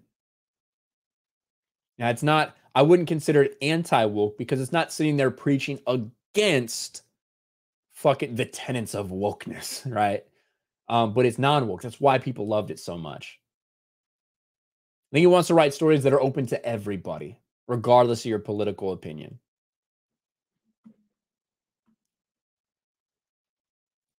Really, Dominic? I'd be so excited. I'd do that. It'd be my second official acting role. How about that? How about that? Ty Sloan for 5. Did you like how in Fallen Order or FA, Force Awakens, Rey knew, I just assumed you were going to talk about Fallen Order. Rey knew she was a Jedi when she went into a dungeon in Maz's castle. It was weird why her kid self manipulated her not knowing. That's because there was no plan for Disney Star Wars. That's why. There was no fucking plan for Disney Star Wars at all, ever. Queen Clarity for 5. As a Muslim, I just like to say we do not claim these sickos. Oh yeah, and it's much like anything else, right? It's extremists, you know? It's extremists. So thank you, Queen Clarity. I don't think everybody's putting it on all Muslims or something like that. Dante's Rage for 2. How dare you say there's a problem with Berserk? I don't know. It shipped to me like that. It shit to me like that. My Awesome Channel 69 says, what are you drinking? I think this is Bullet Bourbon and water. Water's the other thing I'm drinking.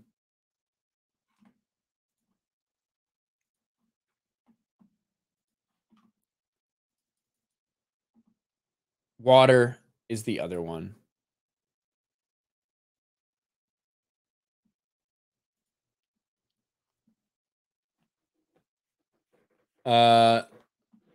Oh shit.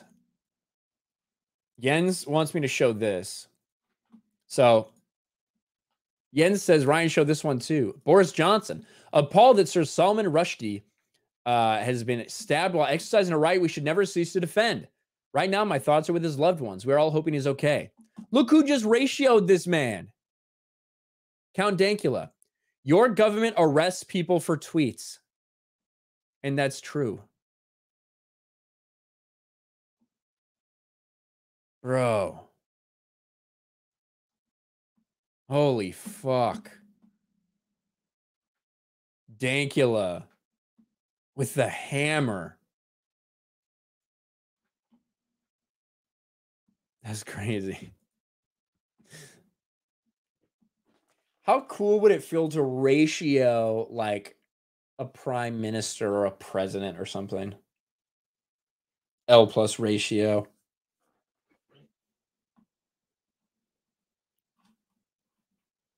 The Count just murdered a man. Yes, he did.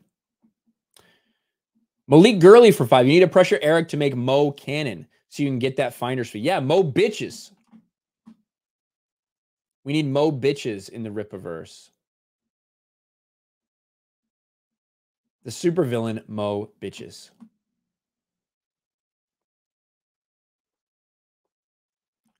Should we talk about She-Hulk a little bit?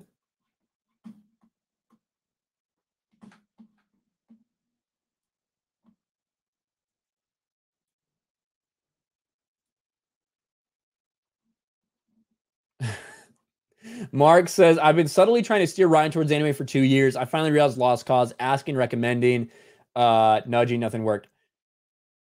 One, I'm stubborn. But 2, I'm busy. Like, that's, to be honest, that's it. I don't just sit around and watch shit because I don't have anything to do. You know, I don't. I watch stuff when I'm interested in discussing about it on the channel, and I watch stuff when I'm like winding down for the night to go to sleep.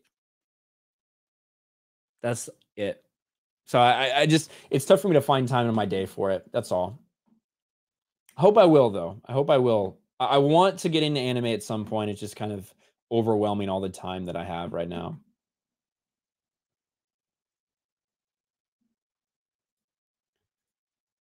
We need a guy panel show. Is that what you mean? Like, not like the old man show, but definitely not the other half. It would talk about men's interest and issues, says Albert. Maybe. Be cool. I'm never like, what I don't want to get into, what I don't really want to get into is somebody who gives like people personal advice about the way to live their life. You know what I mean?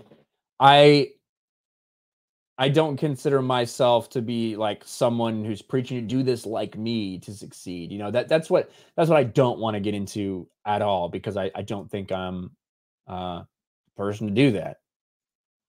So, and maybe discussing issues like that, maybe, you never know. Ryan, you be a German supervillain labeled hairless cat. Yes, hairless cat. That's pretty good.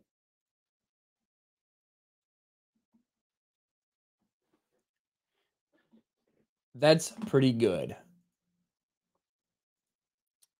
Let's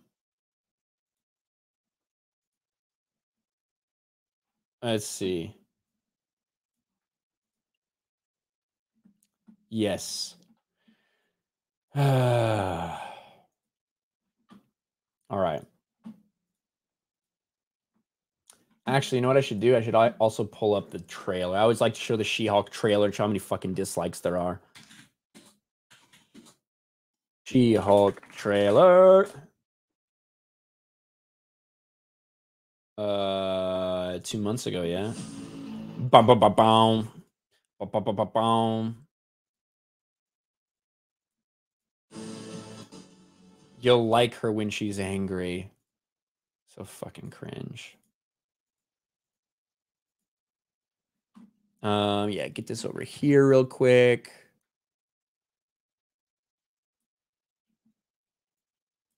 Oh, look, I got one of your tweets right there, AJ.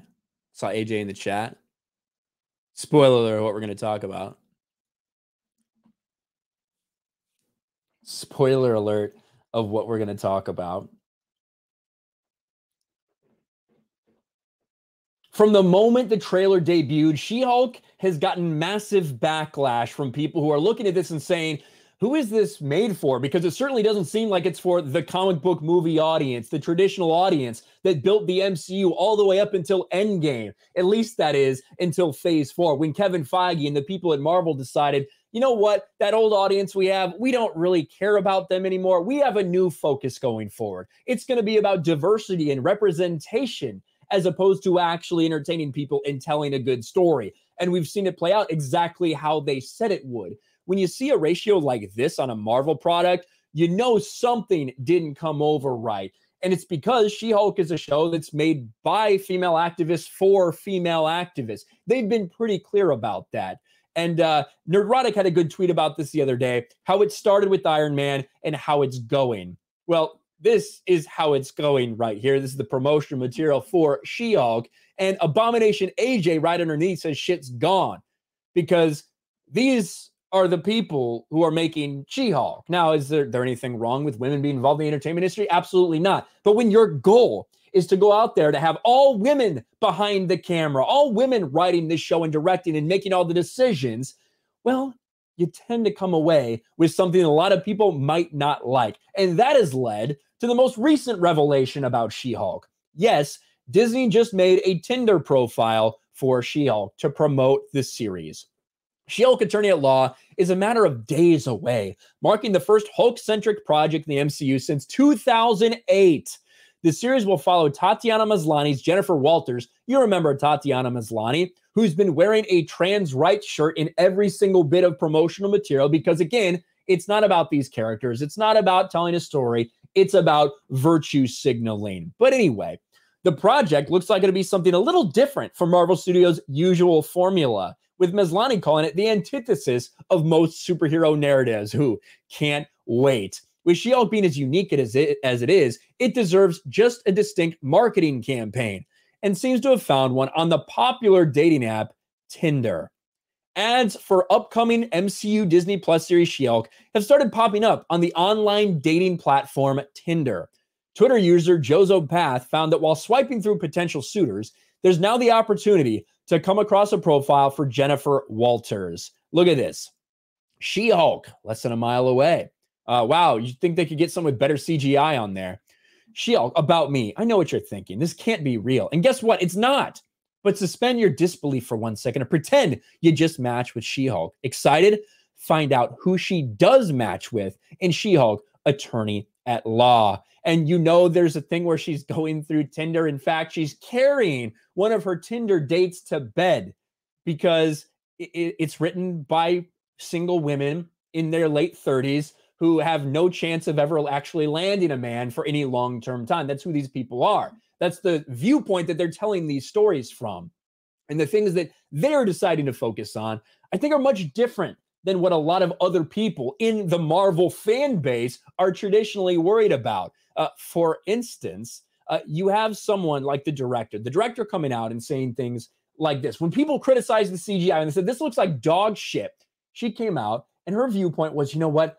You just think you own women's bodies. That's why you're criticizing the way our show looks. No, that's not the case. They're criticizing it because it looks like shit. Also, what did we have? We had the writer for this come out and said the most important scene that she has is a scene in a bathroom where She-Hulk's going through a tough time and all the other women come up and embrace her because that's just so safe compared to outside with all the toxic men. This is who these people are that are writing this series, and they're writing it to an audience of themselves. I don't think it's going to go over well. I think it's going to be just as cringe and terrible as all the promotional material has made it out to be. She-Hulk is dead on arrival for Marvel. Fucking Tinder, bro.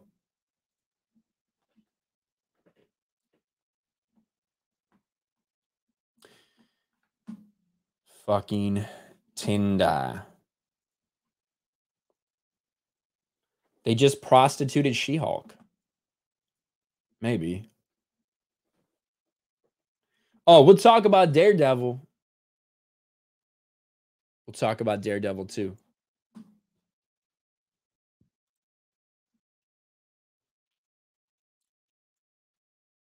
On Andrzej Medelski, you said your name's Andrew with translation. For 50 check, says, as a sometimes manga reader, I love stories from H.P. Lovecraft. I got hiccups. I get hiccups every fucking stream. God. I don't know why. Where was I? Oh, stories from H.P. Lovecraft. If you haven't tried the music of Eric Zahn, about 4 to 5 pages with the ending, damn. I will try to check it out. Andres, I'll try. Ty Sloan for 2. How would you fix Star Wars after Revenge of the Sith, next 3 films?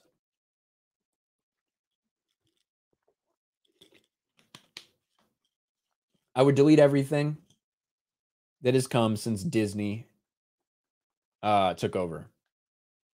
Yes, that includes all the sequel trilogy, but it also includes Mandalorian, Book of Boba Fett, Rebels, Rogue, everything.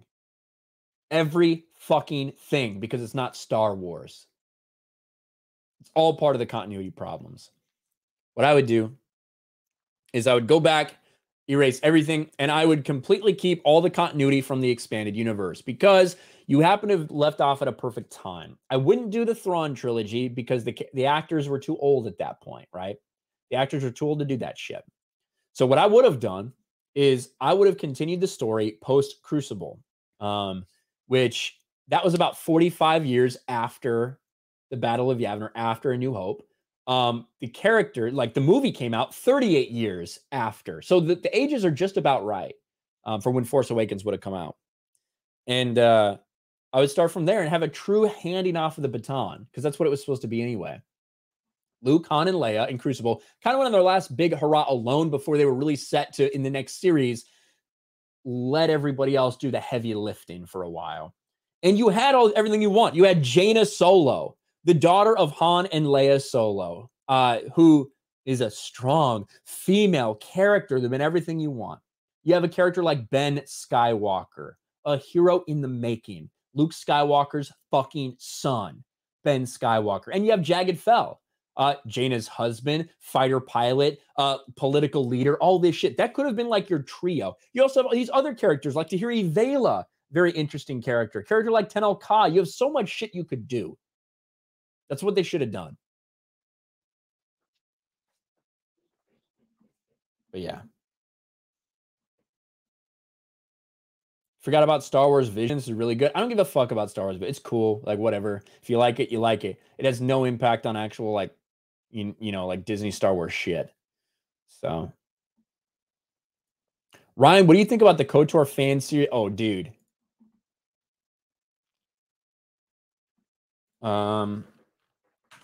Unreal Cinema. You guys want to see something fucking cool?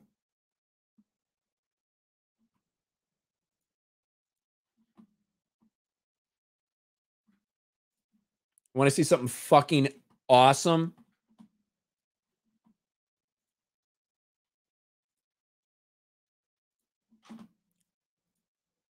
So, the guys at Unreal Cinema are doing an entire Knights of the Old Republic story, a KOTOR story. Star Wars teaser trailer for episode 1. If you ever played KOTOR, you know. All right? I'm going to mute myself so it doesn't echo.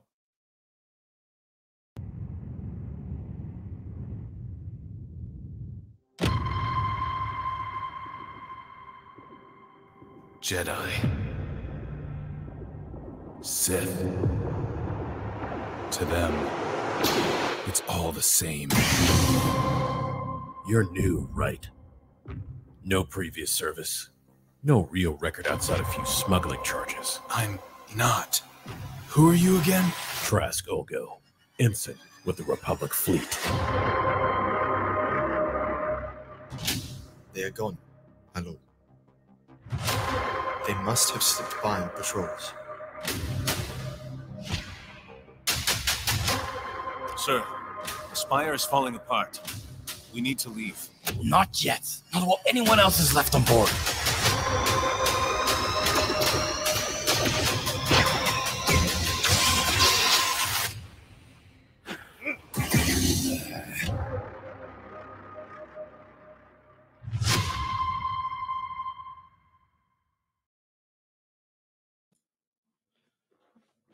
So I fucking am so excited for this shit. If you played the very first episode of Knights of the Old Republic, you probably recognize this character is the first person you fucking see.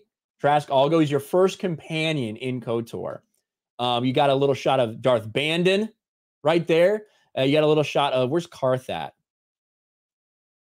There's Karth. There's Karth Onassi. I love that shit, dude.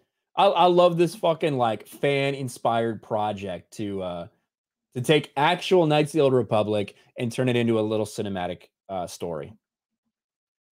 So I'm excited to see that play out for sure. All right, where was I? Hurin the Steadfast for 13 months. Thank you. Hail Ryan, glad to see your channel's doing well. Thank you. I appreciate that. I appreciate that. Hurin the Steadfast. Yeah, it's doing pretty good. I'm glad.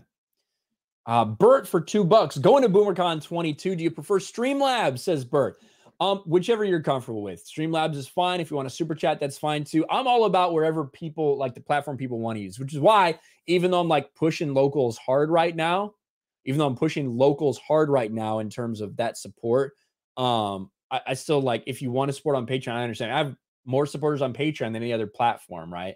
YouTube channel members, Patreon, locals, whatever you feel comfortable with is always what I'm cool with. JG, member for 5 months, new channel name, Vital Social Issues and Stuff with Ryan.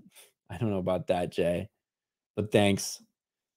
Ian So Forth, all those environmentalists who type green into Tinder preferences are in for a shock result. Yes, that is true. Wouldn't She-Hulk break somebody?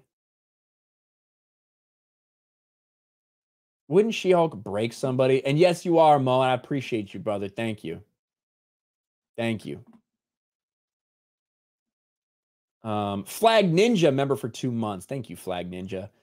Fantastic, Mr. Knox for 5. Hell, I'd rather have a Cade Skywalker story over Disney Star Wars. Yo, Cade Skywalker's a fucking badass. Fucking drug addict. Fucking bitches. Dude, Cade Skywalker's cool as shit. Addicted to death sticks. CJ for 5. They really wanted strong women in the Star Wars. They should have adapted Shada Dukal and the Minstrel Shadow Guards. That would have been perfect. Yeah, there's so many cool characters that you could draw from that are already pre-established. They already have lore. They already have background. And guess what? You can just tell people, hey, if you're interested in these, look at all these fucking, like, look at these decades and decades worth of stories that have been written for you to explore already. We don't have to pay anyone new. We just have to fucking continue to print this shit. Samuel the Infamous for 10. What's up, Samuel? Stopping in while I have a minute. How you doing, man? Hail and be well. Hail, Samuel. I'm doing very well indeed. Thoughts on fitness for 5. Ryan, have a great time in Vegas. You're a top man, and we'd love to see you in the UK. I would love to go to the UK. That would be awesome. That would be awesome. And the dude who's been mad in the chat the entire time, the extended universe is gone, guys. Get over it. Motherfucker, it's called the expanded universe. At least if you're going to fucking try to rile people up, call it by its proper name, the expanded universe. And of course it's gone. It's what we've been saying the entire time. Are you retarded? Have you not been listening? Clearly.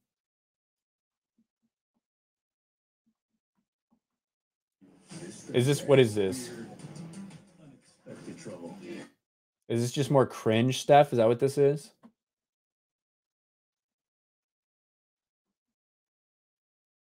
What is this? Is it more cringe? When you're a Hulk, trouble's gonna find you. Wong. I see Wong. I see Abomination. I see I don't know. Wong. Madison. Oh, God. People excited about Daredevil and upset about Abomination. Few people excited. Wait, that's true. Yeah, no one really gives a fuck about She-Hulk. That's true. We should probably talk about that. Shouldn't we? I think I can talk about that for a second. If I have it pulled up. Pull it over here.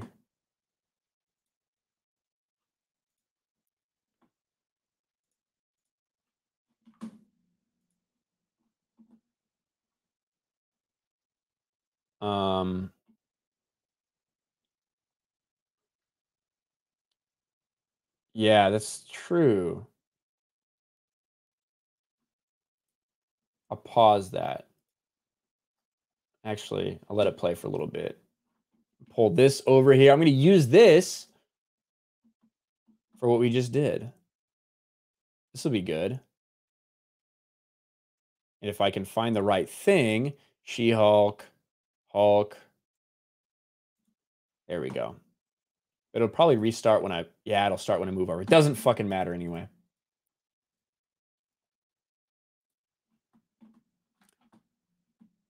It doesn't matter anyway. Stop right there. The She-Hulk series on Disney Plus has looked like a cringe disaster from the moment they first announced it because, one, it looks terrible. The CGI looks horrendous, even as VFX artists are starting to refuse to even work for Marvel because they're being so overworked and underpaid, yet they just want to blame it on other things. They want to blame it on sexism for why people are critical of this show's terrible CGI. And it's unfunny. But more so than anything else, it seems like nobody really cares about She-Hulk. And instead, the way they're trying to promote it is with cameos. They're trying to promote the She-Hulk series by saying, look who you get to see. Look, you get to see Daredevil. And in fact, we'll play this, and you can see that it's an entire promo just about the different people that are going to be in it because they know no one's coming to see She-Hulk. Now, are people going to come to see Mark Ruffalo's Hulk? I don't know about that. But they do have people like Abomination that are going to be in it. You have Wong coming into this. And of course, Madison, of course, they're trying to make a stupid joke, a character that no one gives a fuck about. But you just saw right there Daredevil, a glimpse of Daredevil. And when you look at the comments, look at what everyone's actually excited about. The Wong Saga, Daredevil, Daredevil, Daredevil, Daredevil. Can't wait for this series, The Devil of Hell's Kitchen. Oh yes, this is a Daredevil show, Wong and Daredevil. Where was Daredevil's name? This person says, I'm excited for Jennifer and Frogman. Congratulations. Nobody's going to tune into this to watch Jennifer Walters' She-Hulk. But unfortunately, for the people that are excited for Daredevil, you're in for a bad surprise. She-Hulk head writer teases series' lighter take on Daredevil. People have already seen a version who's very dramatic, dark, and brooding. You mean they've seen a character who was incredibly well received by the audiences, so much so that people are begging for Disney to save Daredevil, bring back Daredevil. They're going to bring him back, all right, but they're going to bring him back to promote a garbage series that nobody gives a fuck about, and in doing so, they're going to change his character because of course they are.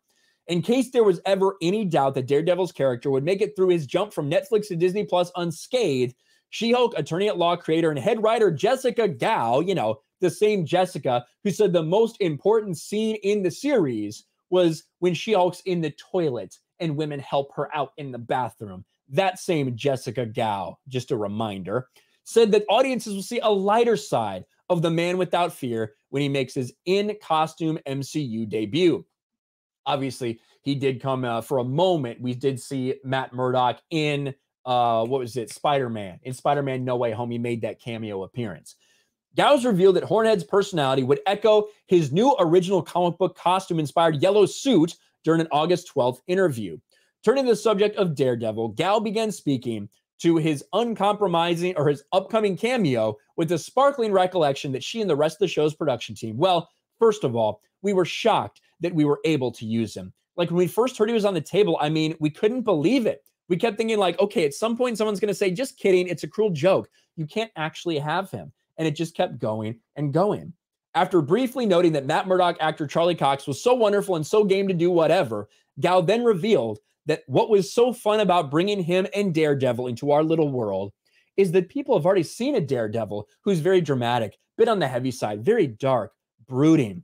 And it was so fun to be able to do what we do with every character cameo from the MCU.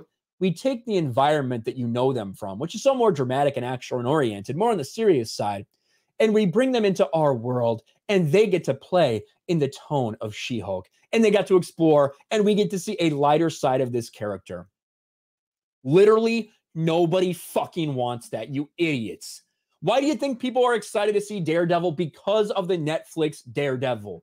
That's the Daredevil they want to see. They don't want you to bring him into this series so he can be a completely different person, but we all knew this is what would happen in the MCU. They're using this character and his reveal, his in-costume reveal, in a show no one cares about to get people excited about a show that no one cares about. Then they're going to cuck him. They're going to do the exact same thing when he has his own series. We all knew this would happen. And now the head writer for She-Hulk has confirmed exactly that. She-Hulk can't just be a disaster on its own. It also has to destroy other characters like Daredevil in the process. This is the new Marvel formula.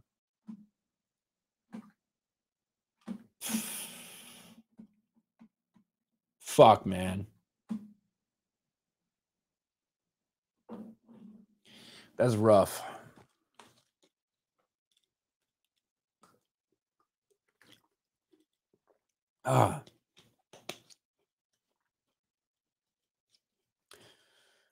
Gilbert Miller's for 2. Bruce Timm and Paul Dini as the Kevin Feige for the DCU. I mean, it'd be just as good as anything else. I guess we'll see how this new Batman animated series stuff goes.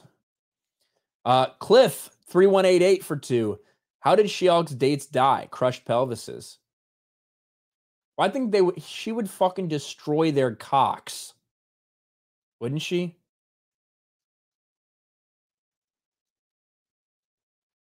She would have to destroy their cocks. At least if she finishes. Taker for $2.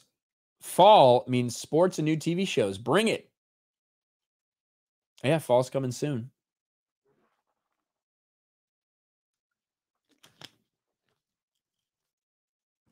It's coming soon for sure.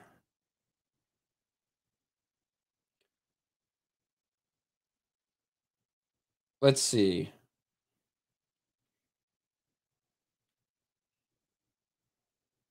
Oh, man. Kelly Johnson for $2. Ryan, will House of the Dragons be torched because of woke? Interesting you say that. I think it will be, Kelly. I think it will be.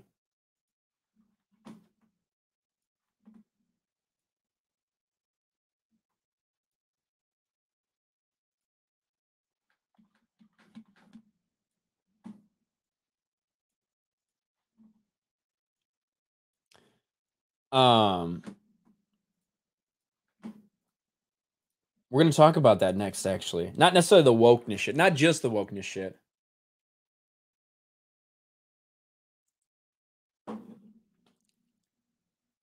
But other stuff as well. Look at these keychains. Look at that little baby sticker. What the fuck?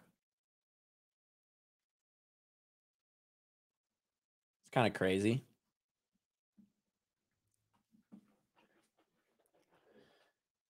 With all of the backlash against Amazon's Rings of Power series, one thing that's coming out just a week before that people have looked at and have been critical of, though not nearly as much as they have been with the Lord of the Rings show, is the new HBO Game of Thrones spinoff, the Game of Thrones prequel, House of the Dragon. And it's been very obvious from the way it's been promoted, the way the actors have talked about it, the way the showrunners have talked about it, that they want to distance themselves from Game of Thrones, at least the finale, and a lot of things associated with the original Game of Thrones series. House of the Dragon showrunners reveal Game of Thrones spinoff written with focus on addressing accusations of racism and sexism against the original series. And we continue to hear that from the actors as well, that they're going to take it a step forward with this. They're going to get more progressive with this one.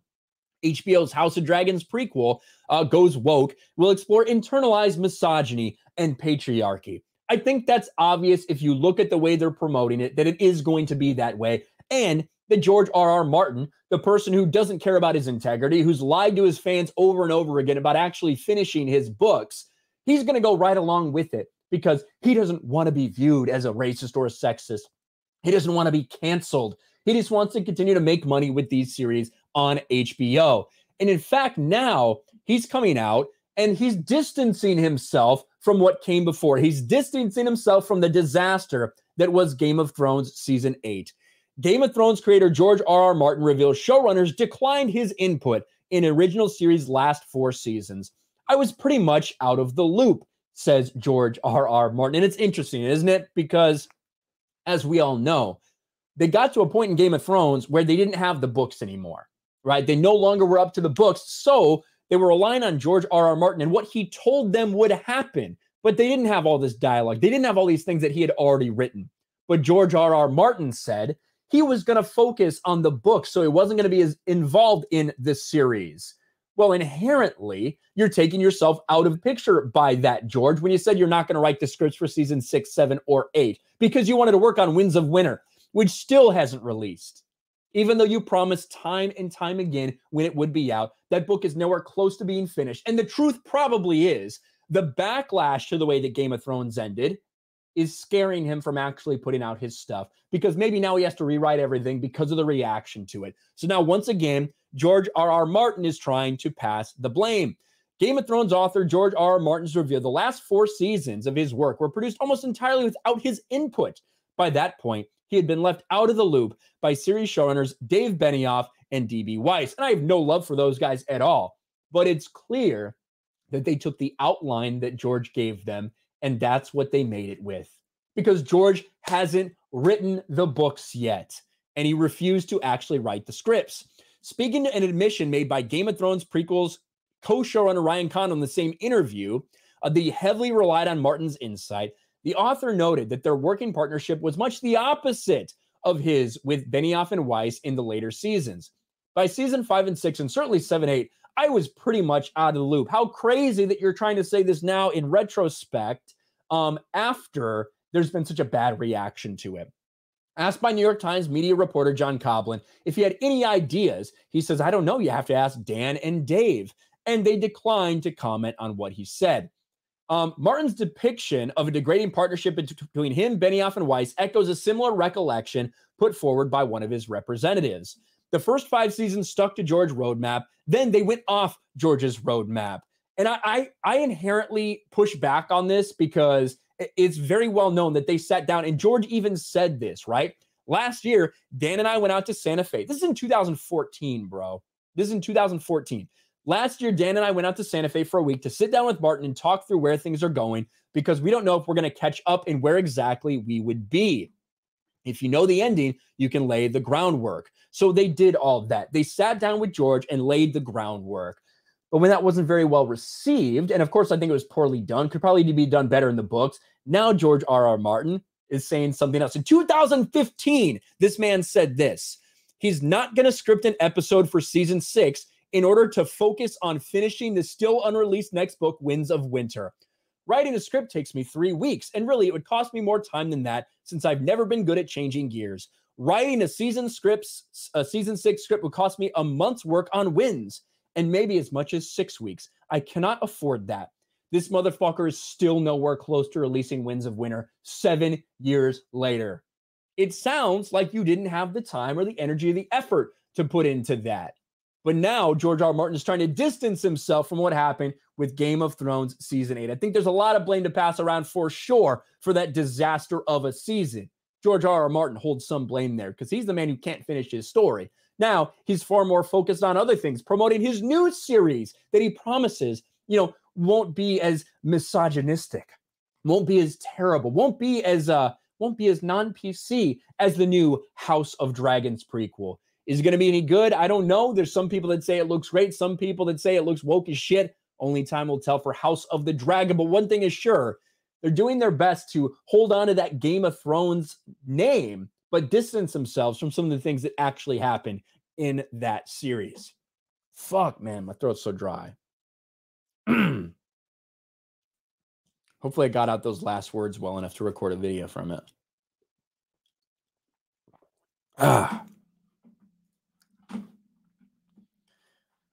Talking intense for 2 hours is no joke, boys.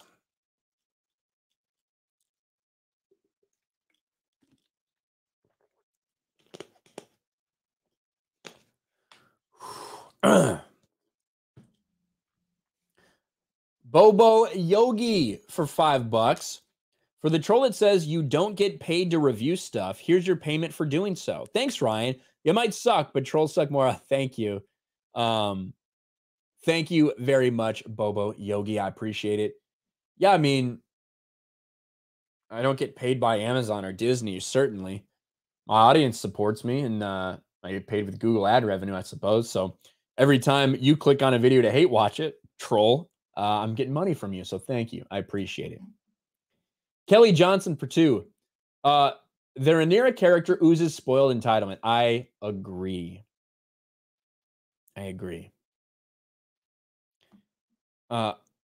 Albert Not a Retro for 5. Request, can you play the Thor Love and Thunder trailer with the flick scene so my nerdy home can see that Zeus sexually assaulted Thor? She hasn't seen it. You haven't seen Thor Love and Thunder, Steph?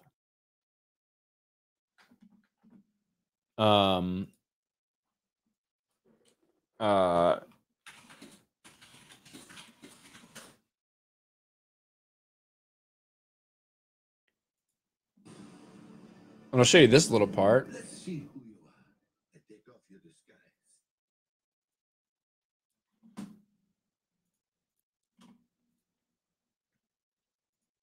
I mean, let me make sure it's not a troll one first.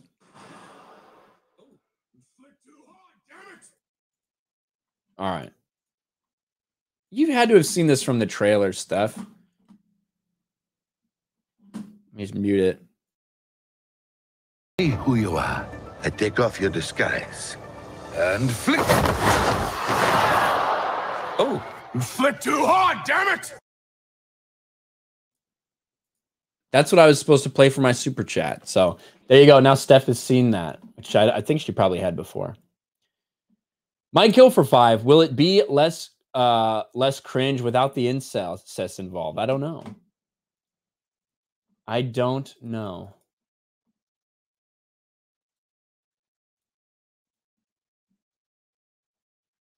Can't be sure.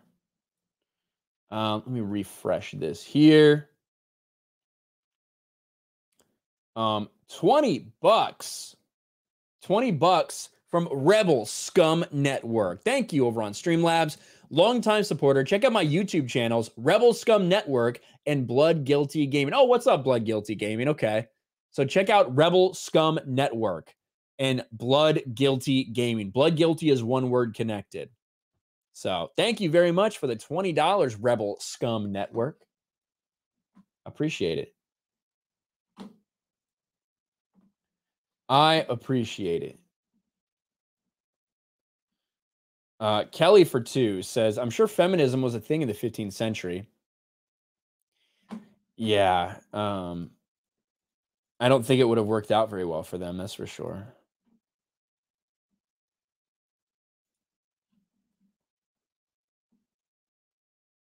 It was a green. Thank you, Steph. It was a green V-neck. I was right. Well, it's like green or light blue. I can't really tell. But yes. We finally discovered it. Thank you. Where are we? Seeing how bad Daredevil will be in She-Hulk, do you rethink the Daredevil? No, I don't think the Daredevil show is going to be good. I think it's going to be dog shit, of course. JT Gunter is a channel member once again. Thank you, JT. Appreciate you, man. Thank you. Thank you.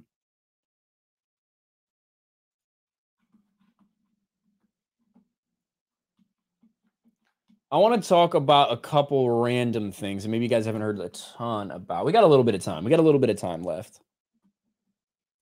I know people are going to be really mad that I talk about this, because of course they are.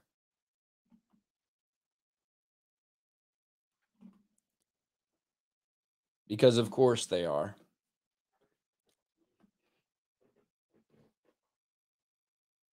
We know that Disney is set on remaking nearly everything that's been well received in the past for them. All of their animated classics, they're doing live action remakes of, and all too often, they end up taking a very woke turn, like we did with the new Little Mermaid, because of course, they're doing a race-swapped Ariel. And she's been speaking out a little bit about this, but in the process, after virtue signaling about, being able to show and represent people of color and girls of color that they can be mermaids too. Something else she said in this promotional material just completely destroyed what she said before that. Disney's live action The Little Mermaid star, Halle Bailey, responds to race swap criticisms. The reassurance that little girls just like me should be princesses was something I needed as a kid. Responding to criticisms of her race swap casting as Ariel in Disney's upcoming live-action remake of their animated take on the Danish fairy tale, The Little Mermaid star Halle Bailey has revealed she was able to weather the negative reception by believing her casting would be a huge win for Black representation. Speaking to the topic in a recent interview given to a profile in the outlet's upcoming August issue, Bailey explained one of the major reasons she felt honored to be cast as Disney's iconic redhead was because she wanted, quote, the little girl in me and the little girls just like me who are watching to know that they're special and they should be a princess in every single way. There's no reason they shouldn't be. That reassurance was something that I needed.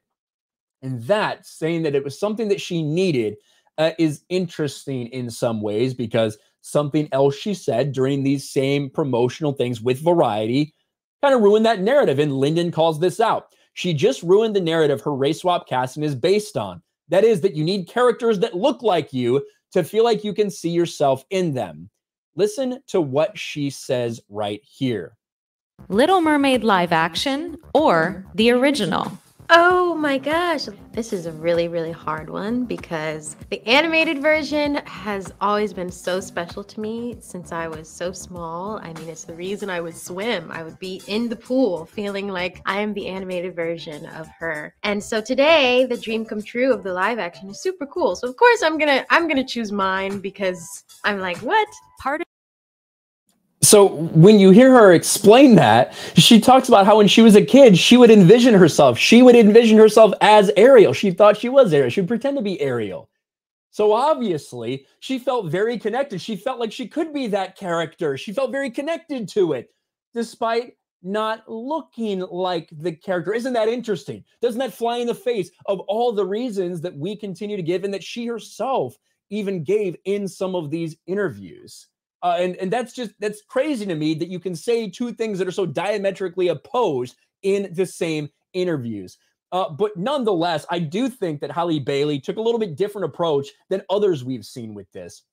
She sat down and she talked about, some of the backlash that she received about it and how a lot of the friends and family gave her the strength to carry on, as opposed to a lot of other people who just immediately go out there and attack the fan base immediately for whatever they said, claiming that they're an is, claiming that they're a phobe, claiming all of this stuff.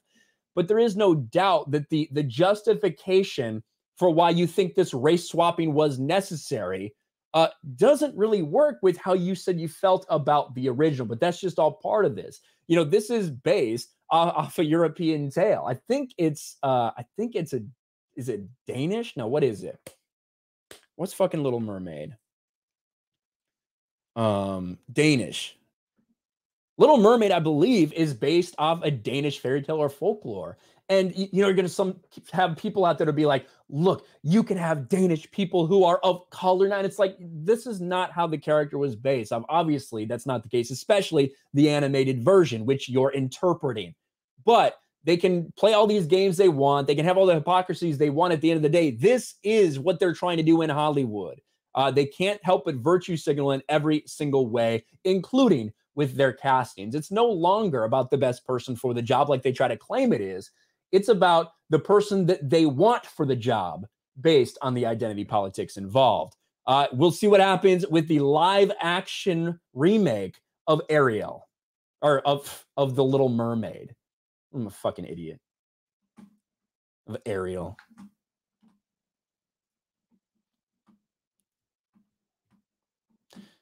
Oh,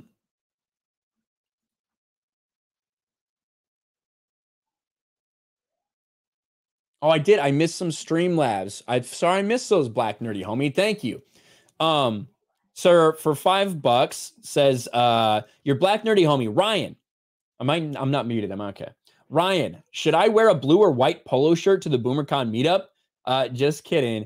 Could we please end the meetup event by collectively watching the Shell pilot episode? It would be epic. Could you arrange with the place hosting the meetup? I don't know. I don't know about that. That would be funny, though. Is it coming out that day? Maybe.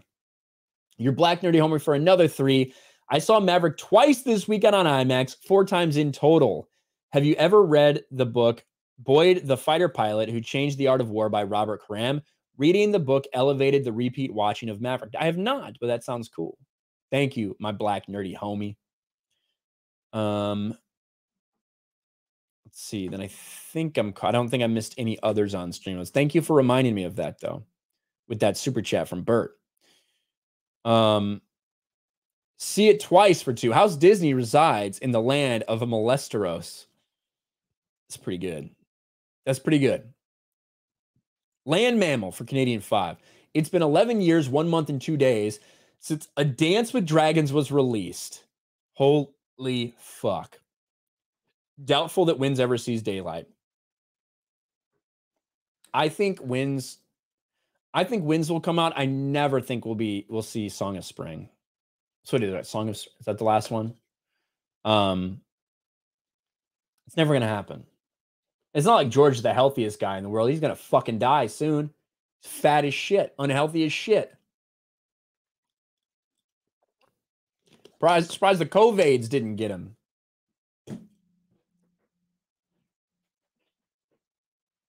Dream of Spring. Thank you. Dream of Spring. Got it. It is a dream because it's never going to happen. CJ, are there actually people out there? Are there actually people out there who need characters to look like them in order to enjoy the show? Han Solo is my favorite, and I don't look like him at all. There are people out there that need that for some reason. And they're fucking pathetic. I mean, you got somebody like Denzel Washington, who is so fucking well respected by everybody in terms of an actor. He doesn't look like a lot of people were fans of him, does he? Mine Kill for 5. Just saw on Twitter. Someone called you pathetic for the Top Gun Tops Woke Marvel video. It's a daily occurrence, right? It's a daily occurrence that people who have never actually seen a vagina, right? People who have never seen a vagina in their life, call me pathetic. It's not surprising. That's all right, Mike. Luckily, it's funny because it really doesn't matter what's going on Twitter or with these people who, they get better views making videos about me than they do about anything else because, quite frankly, no one cares about them. The people who despise me who are on YouTube, literally no one cares about them. That's just obvious. Their channels are dead, right? And they get better interaction when they talk about me than anything else because I'm just that interesting to them. So I'm glad I could feed their families. I'm glad I can help out with that. So I'm just I'm philanthropic, man.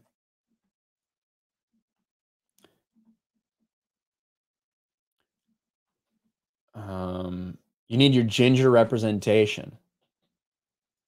I don't know if is there gonna be music in it? I don't know what there's gonna be in this new Little Mermaid.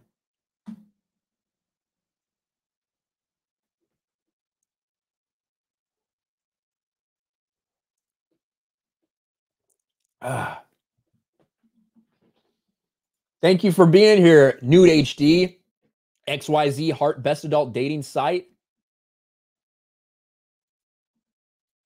There you go. Gun Home Mag. I talk about Ryan to get promotions. You should. I mean, I did really fucking well. I mean, when I was in the Navy, I made chief in 6 years.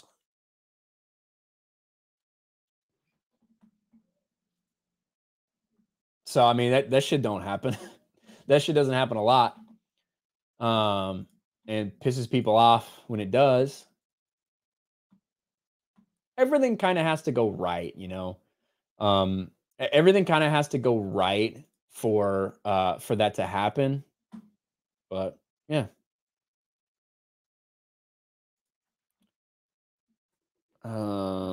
Let's see. That's badass to make Chief that fast. Thank you, Mo.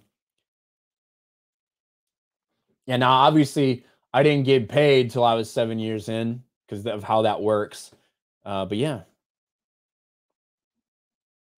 No, I was not a Master Chief. Chief Petty Officer. Chief Petty Officer. Johnny the Whiz Kid for $2 over on Rumble. For the sake of argument on these Twitter snobs, just curious. When is it acceptable for a race swap? Past movies race swap many characters I didn't know about. Is it because of the attack on white people? Well, I know that it's typically only acceptable in one direction.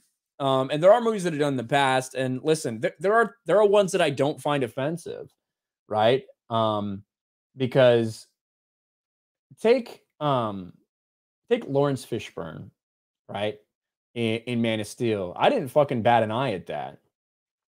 Because of who he is as an actor and how I felt he did as Perry in that in that movie.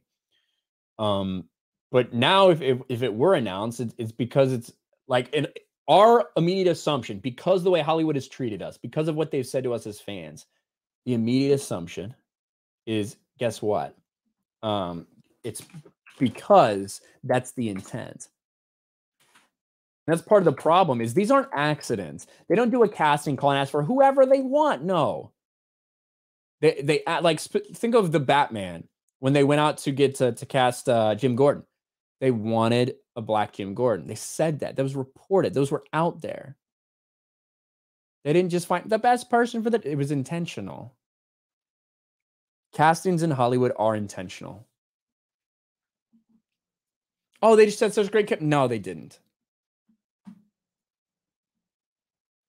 They're very specific in Hollywood to cast for people who look a certain way. It's in the casting calls.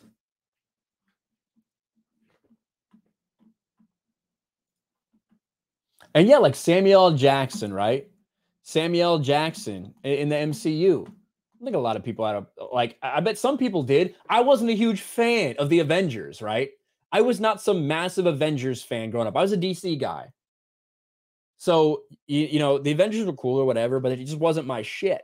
So when they race swapped Nick Fury, it wasn't a big deal to me, especially when you have a character like Samuel L. Jackson, take on that role. It was very well liked. So there are definitely ones that are more acceptable with people than others, but I imagine for some hardcore fans out there, they probably had a problem with it. I don't know.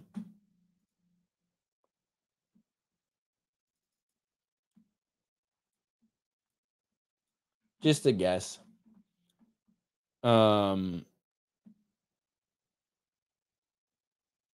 Let's see. What else could I talk about? Well, we're fuck. It's 9 o'clock. Holy shit! I didn't even know it was 9 o'clock. Well, that means it's time to end and send you guys a Mario Kart, isn't it? A couple things we haven't talked about. Hold on. Let me look up 221B Tactical real quick. 221B Tactical. Let's see if I can find this and pull this up really quick.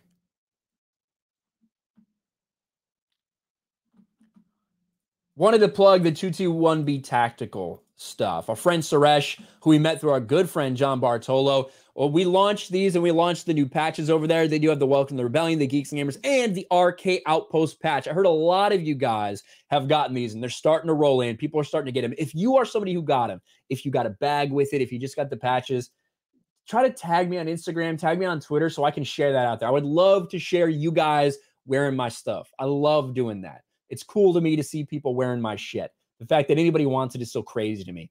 We also do have a new Geeks and Gamers shirt up there that I'm sure Jeremy will be talking about as well.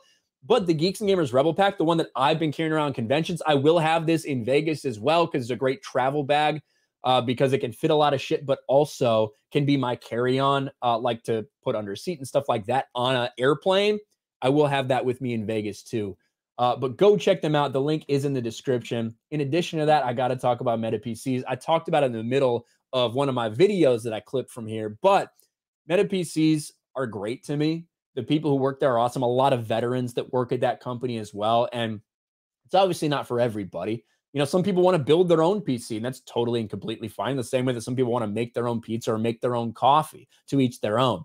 But if you don't want to build your own PC and you want just a pre-built one because you just want something basic or something huge, but you don't want to customize it, they got pre-built PCs and they got custom PCs where you can figure out whatever the fuck you want in there. They will put it in there as long as they know it'll work properly for you. And you get everything involved like warranty and the customer service, all that shit. So if you are in need of a new PC or you know somebody who might need one soon, check out Meta PCs. Use code RK Outpost for a discount. And yeah, just support them because they're good people and they stand by us even when there's controversy, which is always good to have with the people you're working with. Big shout out to you guys. Big shout out to you guys for being here. We had over 1,500 people in here at one point. I am going to be in Las Vegas very, very soon. I'll fly out Tuesday morning. I'll be there Tuesday afternoon, evening. I'll be doing Tuesday night's main event from Vegas. That'll be awesome. But appreciate the fuck out of all you guys for supporting me. Go check out Locals. Please go check out Locals. If you're not already over there, I think it's pretty cool. I think we're going to be doing a lot more over there. So definitely check out Locals and support wherever. For people, I will be in Discord. For my patron channel members, I'll be in Discord a little bit after this. And for my Locals peeps, I'll be doing the live chat over there as well for about 30 minutes after the stream. Got a couple more super chats. Gilbert Miller's for 2. What is everyone's problem with redheads? They want to cancel them. I don't know. They want to cancel them, Gilbert. Fantastic Mr. Knox for 5. People get mad at Ryan swearing like a sailor. I got news for you. Thank you, fantastic Mr. Knox. Mr. Zeeb for 5. As a Latino, I'm going to keep saying Barbara Gordon isn't Latina. I know these weirdos wouldn't want to watch Black, White Panther, or Blade. You're damn right. And neither would I. Neither would I. And that's just the truth. Mike Hill for 5. I bet if the original Batman movies came out today, people would go crazy when Billy D. Williams was replaced by a white guy. Yeah, I think if it would come out today, it would have been a much different story for Billy D. Like what people's reaction that would have been. The Camberwell Carrot for Aussie 10.